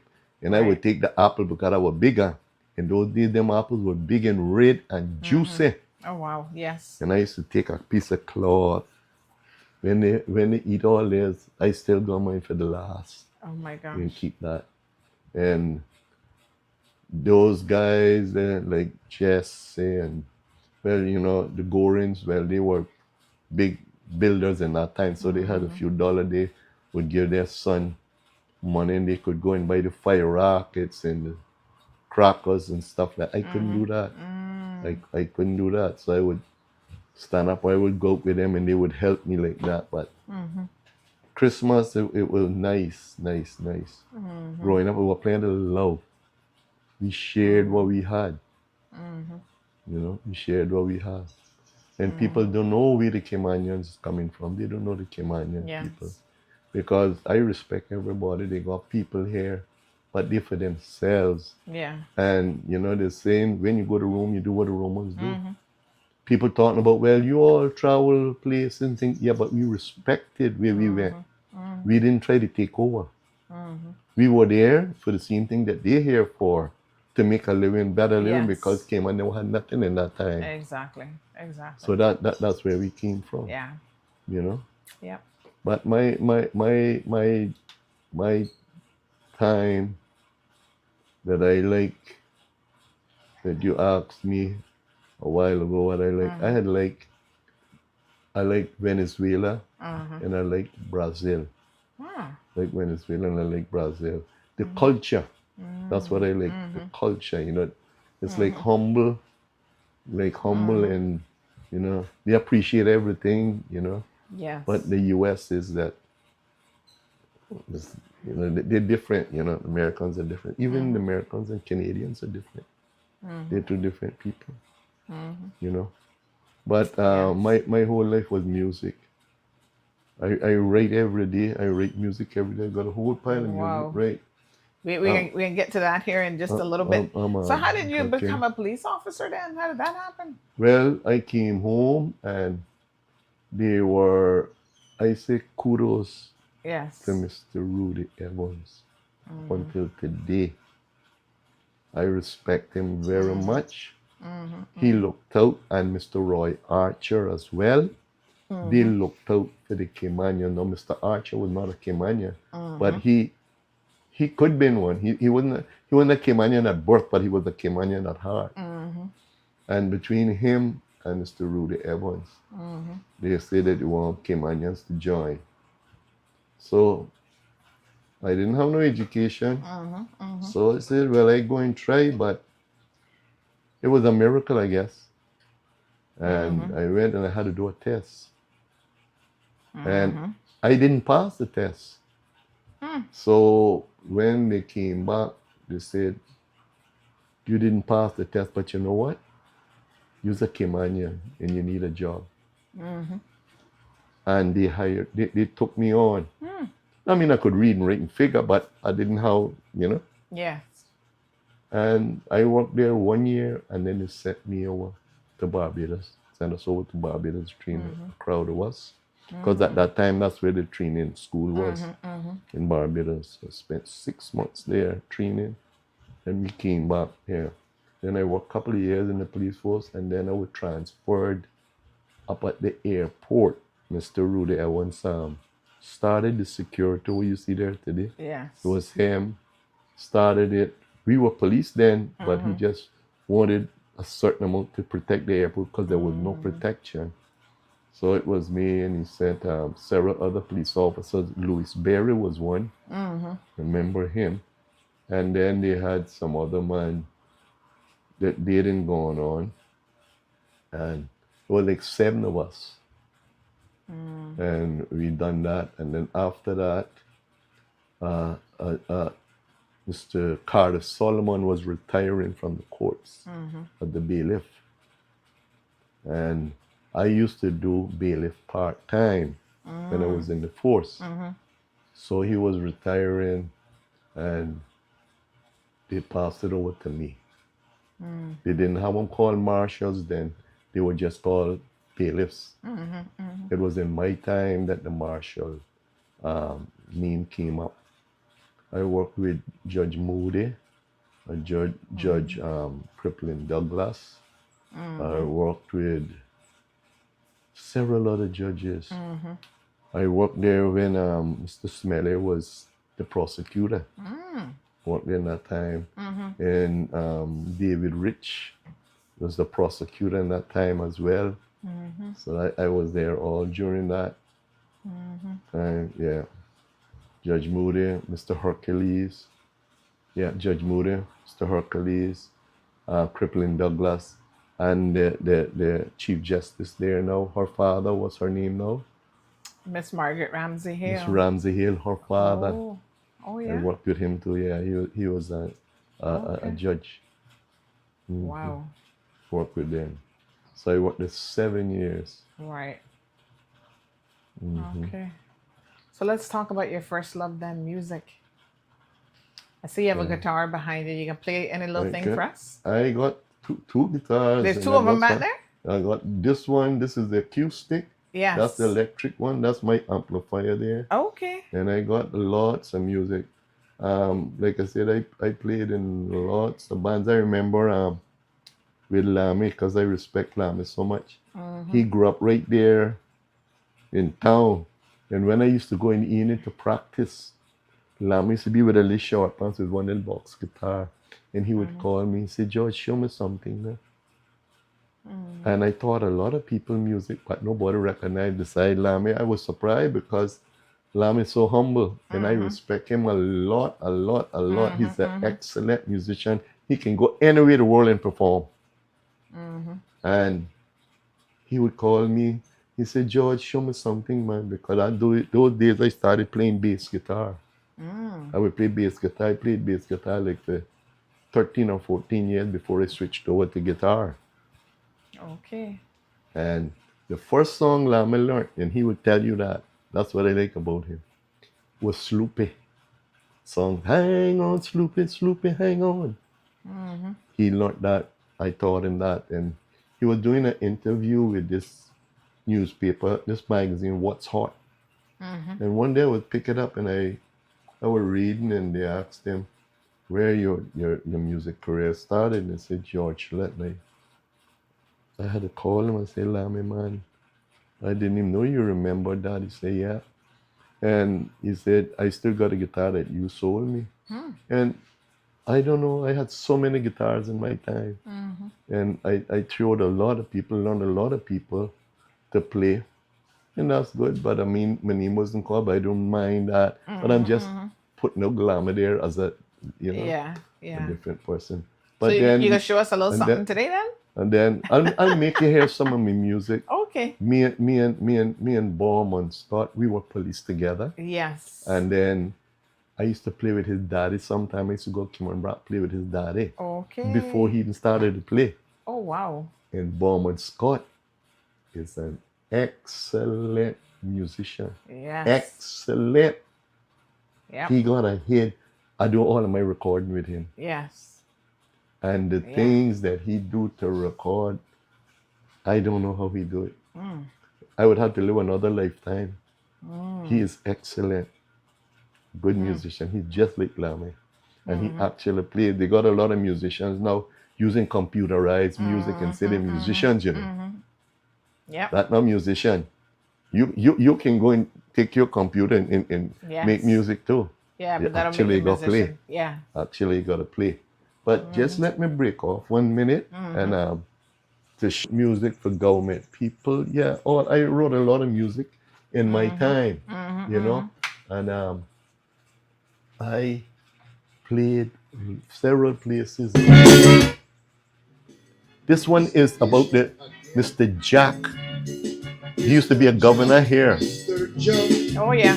Why you going on so, Mr. Jack, Mr. Jack? And it was a big thing. They wanted me to. They wanted to lock me up for this. Oh yeah.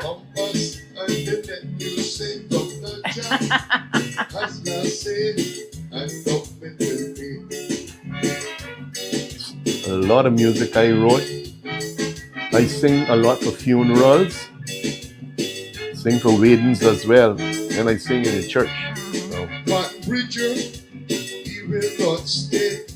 And I wrote all of my music. I write and I play. This is me and Bowman Scott, just the two of us.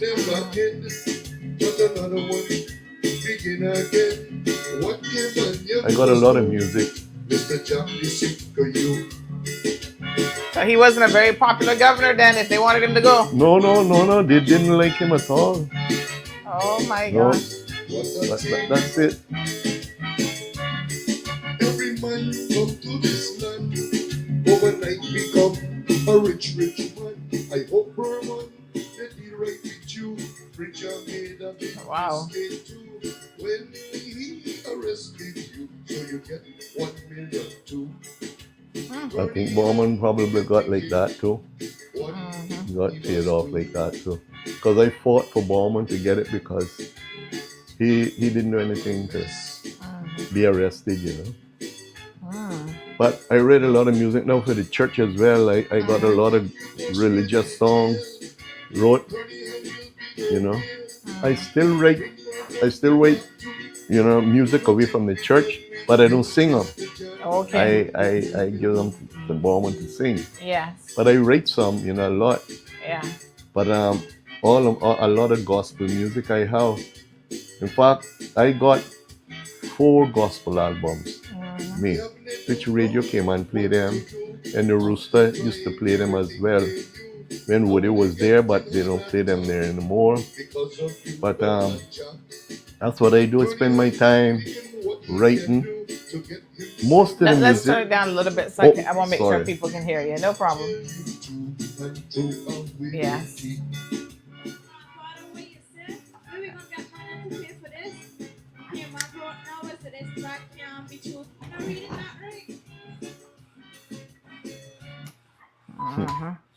Yep. I just put this one in, but I'm not going to play it. But what happened is that we hear what happened. We here in Cayman don't recognize our own people. You know, we bring in somebody else and praise them up, but our own, they don't want. And people always like that. Always. Unfortunately. Yeah. So music, that's all I do all my life.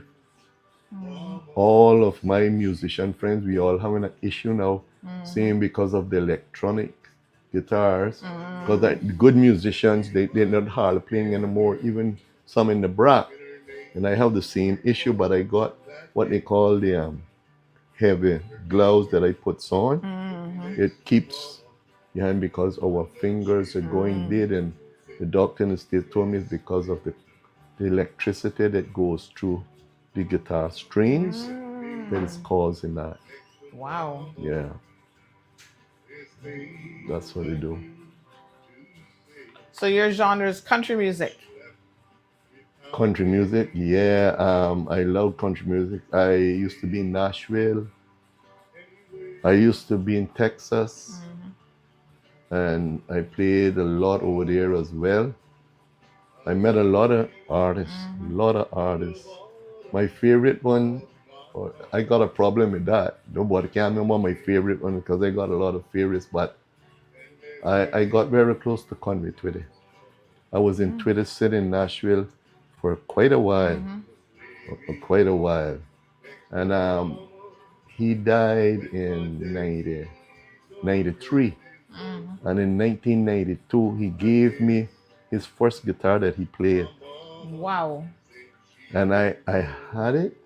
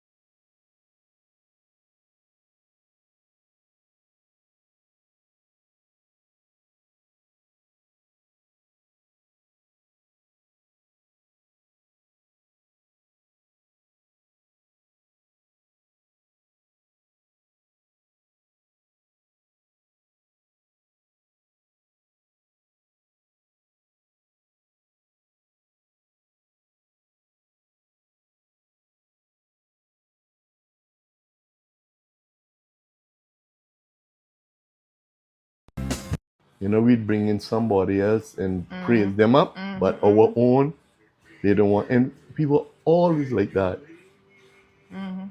Always. Unfortunately. Yeah. So music, that's all I do all my life. All of my musician friends, we all having an issue now, saying because of the electronic guitars, because the good musicians, they're not hardly playing anymore, even some in the Brac. And I have the same issue, but I got what they call the heavy gloves that I put on. It keeps behind because our fingers are going dead, and the doctor in the States told me it's because of the electricity that goes through the guitar strings that is causing that. Wow. Yeah. That's what they do. So your genre is country music. Country music, yeah. I love country music. I used to be in Nashville. I used to be in Texas. And I played a lot over there as well. I met a lot of artists. My favorite one, I got a problem with that. Nobody can remember my favorite one because I got a lot of favorites, but I got very close to Conway Twitty. I was in Twitty City in Nashville for quite a while. And he died in 93. And in 1992, he gave me his first guitar that he played. Wow. And I had it. And I used to keep. I didn't used to play it. I had it in a case, and I didn't used to play it. And I went out somewhere one night to play, and it was rain coming or something, and I put it down and said, I'm not going to take it tonight. I'm going to go back tomorrow and get it. And the tomorrow hasn't come yet. Oh, no. Never did find it. And the part with that. Where was that? Whoever here in Cayman. Oh, my gosh. And the part with that, whoever have it, I didn't know that myself. It was until several months after that, that I was cleaning it because I pried it. I didn't used to play it because I had other ones to play. And when I turned it over, the back of it over, it had To George from Conway. Oh my 1992. Oh. And that's engraved in the wood. Oh my goodness. And for you to take that out, you would have to file that out. And I tried to find that, and nobody came up with any answer. So somebody have it. Somebody. It's a Fender Squire. Somebody have it. And I tried that, but I was very close with Conway today. Very I wonder close. if whoever has it might be listening now, and we could beg him to return it. Very close. I'll pay them. What year? When did that happen? That happened in 2002. Wow. And where were you at the time? Where were you staying? I was playing down in West Bay, somewhere down in West Bay. Oh man. But it wasn't in a club or a bar.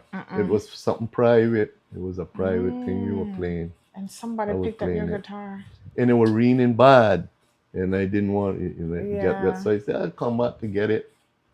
And when I went back that afternoon, the person said, well, it's not here. Oh my gosh. And they looked all about. And wow. so somebody got it and it has my name on the back of it. But it should be easy to return. yeah. Oh my God. That's how it is. Well, but lots of miracles happen around here on the Mall Road, so maybe. Well, this is the place. But if anybody find it, please call me return it. Yep, and I'll pay them for it, whatever they want. Oh my goodness. But he gave that to me before he died. Wow. So he died in his bus after doing a show, Yes. He was performing. He died with stomach problem. Died with a stomach problem. But I knew him and his wife and his children because he had some connections down at the Treasure Island some years back as well. And I performed with George Strait. I performed with Ronnie Millsap, John Connolly, Earl Thomas Connolly, Johnny Rodriguez, Freddie Finn. I knew a lot of all of them. I performed with them. I done some opening acts as well. Me, Charlie played quite well and Loretta Lynn, up until her 80th birthday, I think, she would send me card, because she fell in love with me because of my mother.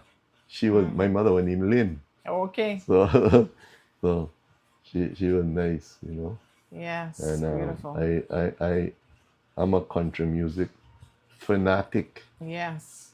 And a A1 fanatic with country music, Yeah. And I used to sing down in Texas as well. I met a lot of those musicians. Freddie Fender.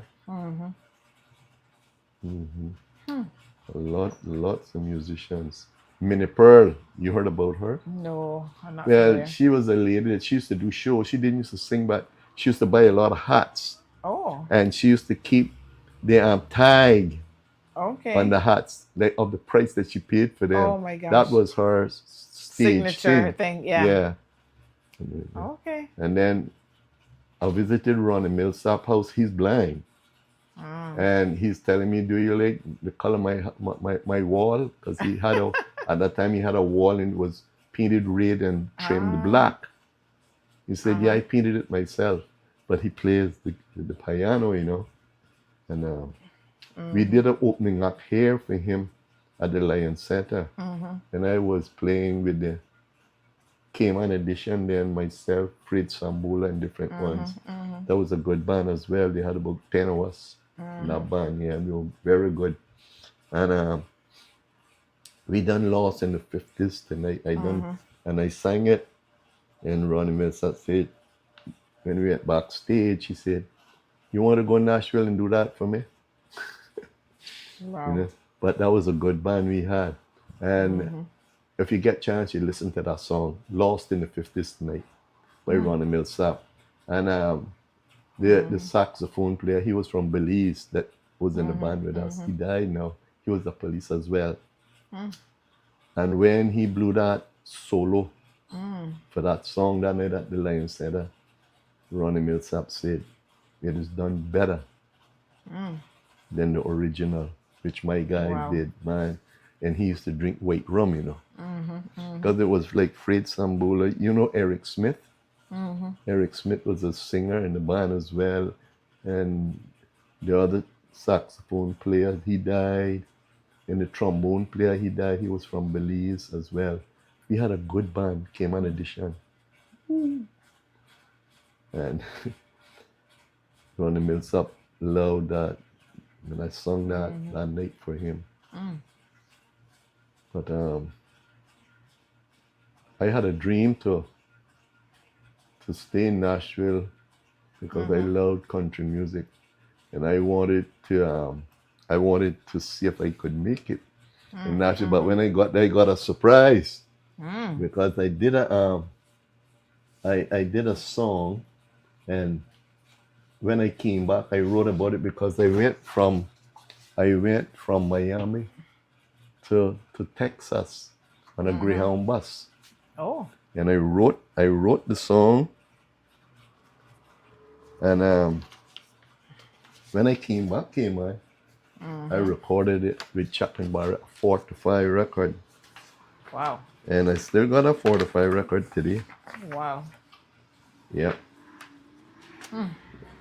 I enjoyed my time, you know. Yes. This is the 4-5 record. Wow, look at that. Someone else plays it. Yeah, one side is the Greyhound. That's the one that I went on.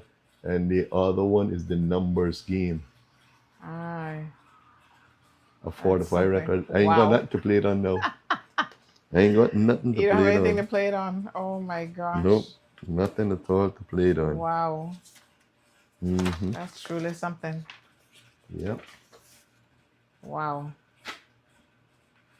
Yes, well, you've had an amazing life, that's for sure. Yep. And I sit down here a lot now, being I'm retired but not tired. Yes. And reminiscing a lot, you know. Yes. And when I went over Barbados to study, people is using this now. It's called Mr. Coke. And I'll read it for you. I wrote this. I don't know if you heard it before. No. But I wrote this when I was in training. It says, "Hi, my name is Coke, and I don't joke. I entered this island without a passport. Stay away from me, and you will be free. You will live a happy life, husband and wife. Try me once time, and you're all mine. I take control, body, mind, and soul. Again, my name is Coke. I'll ease all your pains, and you'll come to shame. I'll make you steal, kill. It's just to get high. Now that you know who I am, you can start with just 1 gram. Now let me tell you what I can do. I'll start with this, and you decide what to do. I told you once before, don't try me. I'll make a pretty woman a whore, and a rich man very poor. Your bank account will go from zeros to zero. Your children are born addicts each day. I am Mr. Coke, and I don't go away. You so stupid you can't even see, but you're a fool to follow me. But finally, my friend, let me tell you, I have lots of fools like you. I am not happy if you're not my friend." Please continue till death is your end. Wow. I write that when I was studying in school. And I hear another guy down. Well, when I went to Honduras down there, he heard me speaking about it. I was preaching in church because, I do evangelism work all over, and I've been in the church for 3 years. Wow. And I was speaking about the drugs, and what it does, and he heard it, and he went and he take it, and he goes to the airport now in Honduras and recite for people and get money. Wow. Because he's a recovering addict from yes. it. Yeah, Yeah. So wow. But I wrote that, and they say who's the author, and I said unknown. The author is unknown. But you're the author. Yeah, I wrote that. Yeah. Yeah. But Cayman, Miss Sandra's changed. I don't know what will happen. I'm afraid. I'm afraid. Nobody cares about nobody in Cayman. It ain't no love here. It ain't no love. And I'll tell you what, I was speaking to some government people a few days ago. They came here. And I was telling them about the elderly, they was going around looking for the elderly. I don't consider myself elderly. Yeah. I'm not active as I'm supposed to be right now, but soon again. But I was telling them the needs of the elderly in Cayman is what happened. They're locked away. Even their own children, they put them in the retirement. So when my mother was alive, I stayed by her. I ain't letting her go. And the children nowadays, I mean, I can't blame the children in one sense. It's the system at the island that caused it. Because they're up and down, those that got something to do, and then they got them that ain't got nothing to do and can't find nothing to do, and they're stressed out. It's a lot of stuff going on with the young people too. But the elderly people, they're locked away by themselves. They stay home sometime. I mean, I'm all right, I'm by myself, but I'm fine. Yeah. But I'm talking about elderly other ones that, they would love to reminisce with other people. So I was telling them one day, I said, the government can get a bus and get somebody to go boarding town and pick up a group and take them East End in a civic hall. And the East Enders meet the boarding towners and, I remember when we were growing up and reminisce. Well, Mr. Rennie does that there in town. The first Saturday of each month in the afternoon. Oh, he's still doing it? Yes. Okay. And it's just so amazing, as you say, to see them sitting down and enjoying each other's company and playing little dominoes, playing little bingo or whatever. And have a little bite to eat together. And I mean, you have some of them that are all up in their 80s and stuff doing good. Come every month. And the part with that, what happened, they bring in these helpers. They'll bring in these helpers, government, and they will put them with the elderly, and they will come in the morning and look in the room and say, "Hello, Mr. So-and-so, I'm here." And you don't see them until 5 o'clock or 4 o'clock when they're leaving again. "I'll see you tomorrow." Yeah. That person, the elderly person, needs somebody from their age group or their company, or they know, I know your mama, I know Mr. Uric, I know this one, to interact with. That person that is taking care of them, they don't know nothing about our culture or nothing. And the elderly people are going out of their minds, and they're passing on. And the government could do, I think the government could do a little more for them, get a place that they can go out once a month, and help them and put them along with other people. Take them for a drive. Just take them for a drive. And this is in another world. I went down a few days ago and I got lost. Oh my gosh. Yeah? Yeah. I had to ask my son, where this is? Honest to God. I mean, Georgetown, the buildings in Georgetown. That one in Gorin Avenue. And right where they build that, there's a blowhole, you know. Mm-hmm. They don't know that. They don't know that. Water used to go up all the way, almost close by the hospital. You know, growing up. Mm-hmm. Yeah. They don't know. They have one in back at the LA building too. Mm-hmm. Wow. That's where we grew up as children playing there. Yeah. So I can tell you that's where we grew up. We spent our days in the sea there. Sometimes we come out of school, we in the salt water until night. And we had to stay in the water but keep from mosquitoes eating us. Yeah.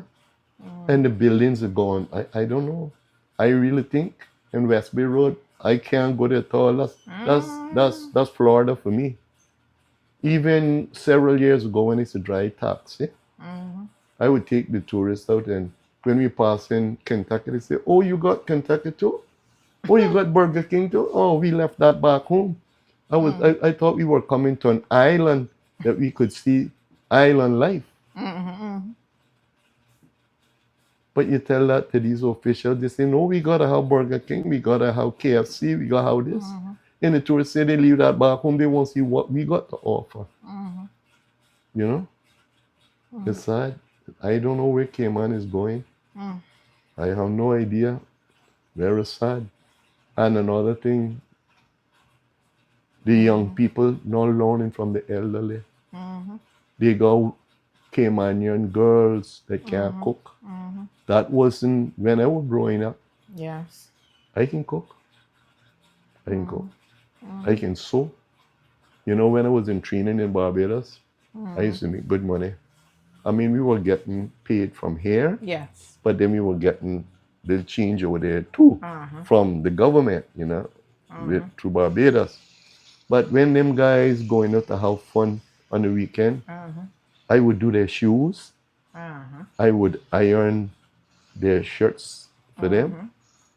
And I say, "You can go, but you leave me something here." Yeah. And that's what I used to do when they were going out having fun, because every class would go, a different class would go every weekend. You go Friday evening and you come back before 10 Sunday night before the lights cut off. And they come back before 10 in the night. And then boys would go and have fun, go Pepper Pot, go Nelson Street. And Nelson Street was the place where you would pick up the women. I never went there. 6 months, I never went there. I went Pepper Pot because that's music. But I tell them, leave your shoes. I would clean their shoes for them. I enjoy that. And I iron their clothes for them. When they come back, they not work, but I was making money. That's how I did it. Wow. Always hustling. Yeah. Yeah. But I never was out of a job in my life. Yeah. And I don't know why some young people now can't find job. Yeah. They don't want to find it. Yeah, I would ask somebody, say, they say, "Well, how much you looking?" I say, what you can pay. I never put a price. But I had one job. And that's how I was always on a job. Yes. Wow. Yeah. Beautiful. Yep. Well, thank you so much for taking some time out of your day to spend with us. I know how much our listeners love to hear these stories. Yep. I mean, it's, yeah. The young people too. Yeah, I mean, need to most know certainly. how we were growing up. Oh, Yep. yes. Some of them couldn't. Sandra, 90% of them know that I couldn't survive in my time. Mosquitoes, just alone mosquitoes. That's it. We had to walk with smoke pan, a little pink pan, 1 gallon with a long piece of wire on it. Smoke all day, whatever you was. Yeah. Nowadays, the children, when you open that door, lone smoke come out from the air condition. Lie down till 12 o'clock. Sun has never catch me. Even when I sick, sun never catch me lying down, because that's how my mother raised me. When I would come out of school, if you're not got nothing to do, walk around the house. Find something to do. Go outside and find something to do. But you're going to get up. Yes. And my children were the same way. I learned them the same way. Yep. So, I mean, the Cayman people, now you talk about going to church to young people. What? That's a crime. That's a crime. Yeah. The world is gone. Oh, and Cayman is following it in certain things. So I don't know what will happen to us. I feel sad when I go down and look at the building that is going on. Who those buildings for? There's a lot of rental houses in Cayman that not rented now, you know. I have friends that they tell me the persons come in. I got neighbors right around here that say that they were renting and they rent for 2 or 3 months. Then the 4th month that they miss, when they go to look for them in the morning, they go on 2 o'clock in the morning, they pick up and leave the place. And gone. They owe light bill, they owe rent, they owe water bill. Yeah. It's a lot of things going on in Cayman. Wow. A lot of things. I hope that this election you will get better results. But I don't see nobody coming out. Hopefully. They're coming up now, 12 months, less than 12 months away, so we'll see. Well, thank you so much, my dear. Yes. Yep. I enjoy it too, talking about. I enjoy talking about. I could keep you till tomorrow. So much to talk about. Yeah. Yeah, I really, really appreciate it. Sure. Wonderful. Thank you so much. Okay. I will stand aside and look. Some people say far away. We got to fulfill the book.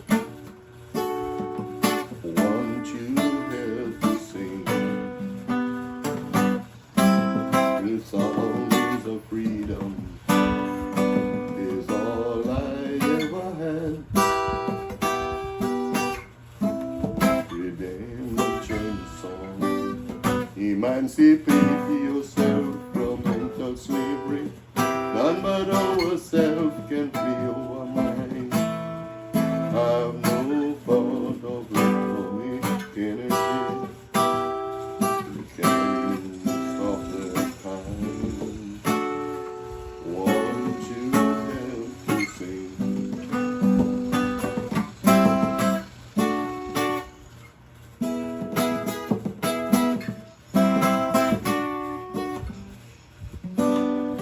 When I play, it cuts my fingers, you know. It kills my hands. That's why I have to wear them gloves. They're very heavy, you know. Those gloves are very heavy. Yeah. Thank you for tuning in to another episode of The Cold Hard Truth on Bobo 89.1 FM. Cayman's #1 talk show is live weekdays from 7:30 a.m. Never miss an episode again. Watch anytime on CMR's Facebook and YouTube channels for the latest show episodes. Don't forget to follow us online on our social media channels. And visit CaymanMarlRoad.com for all the latest news and community happenings.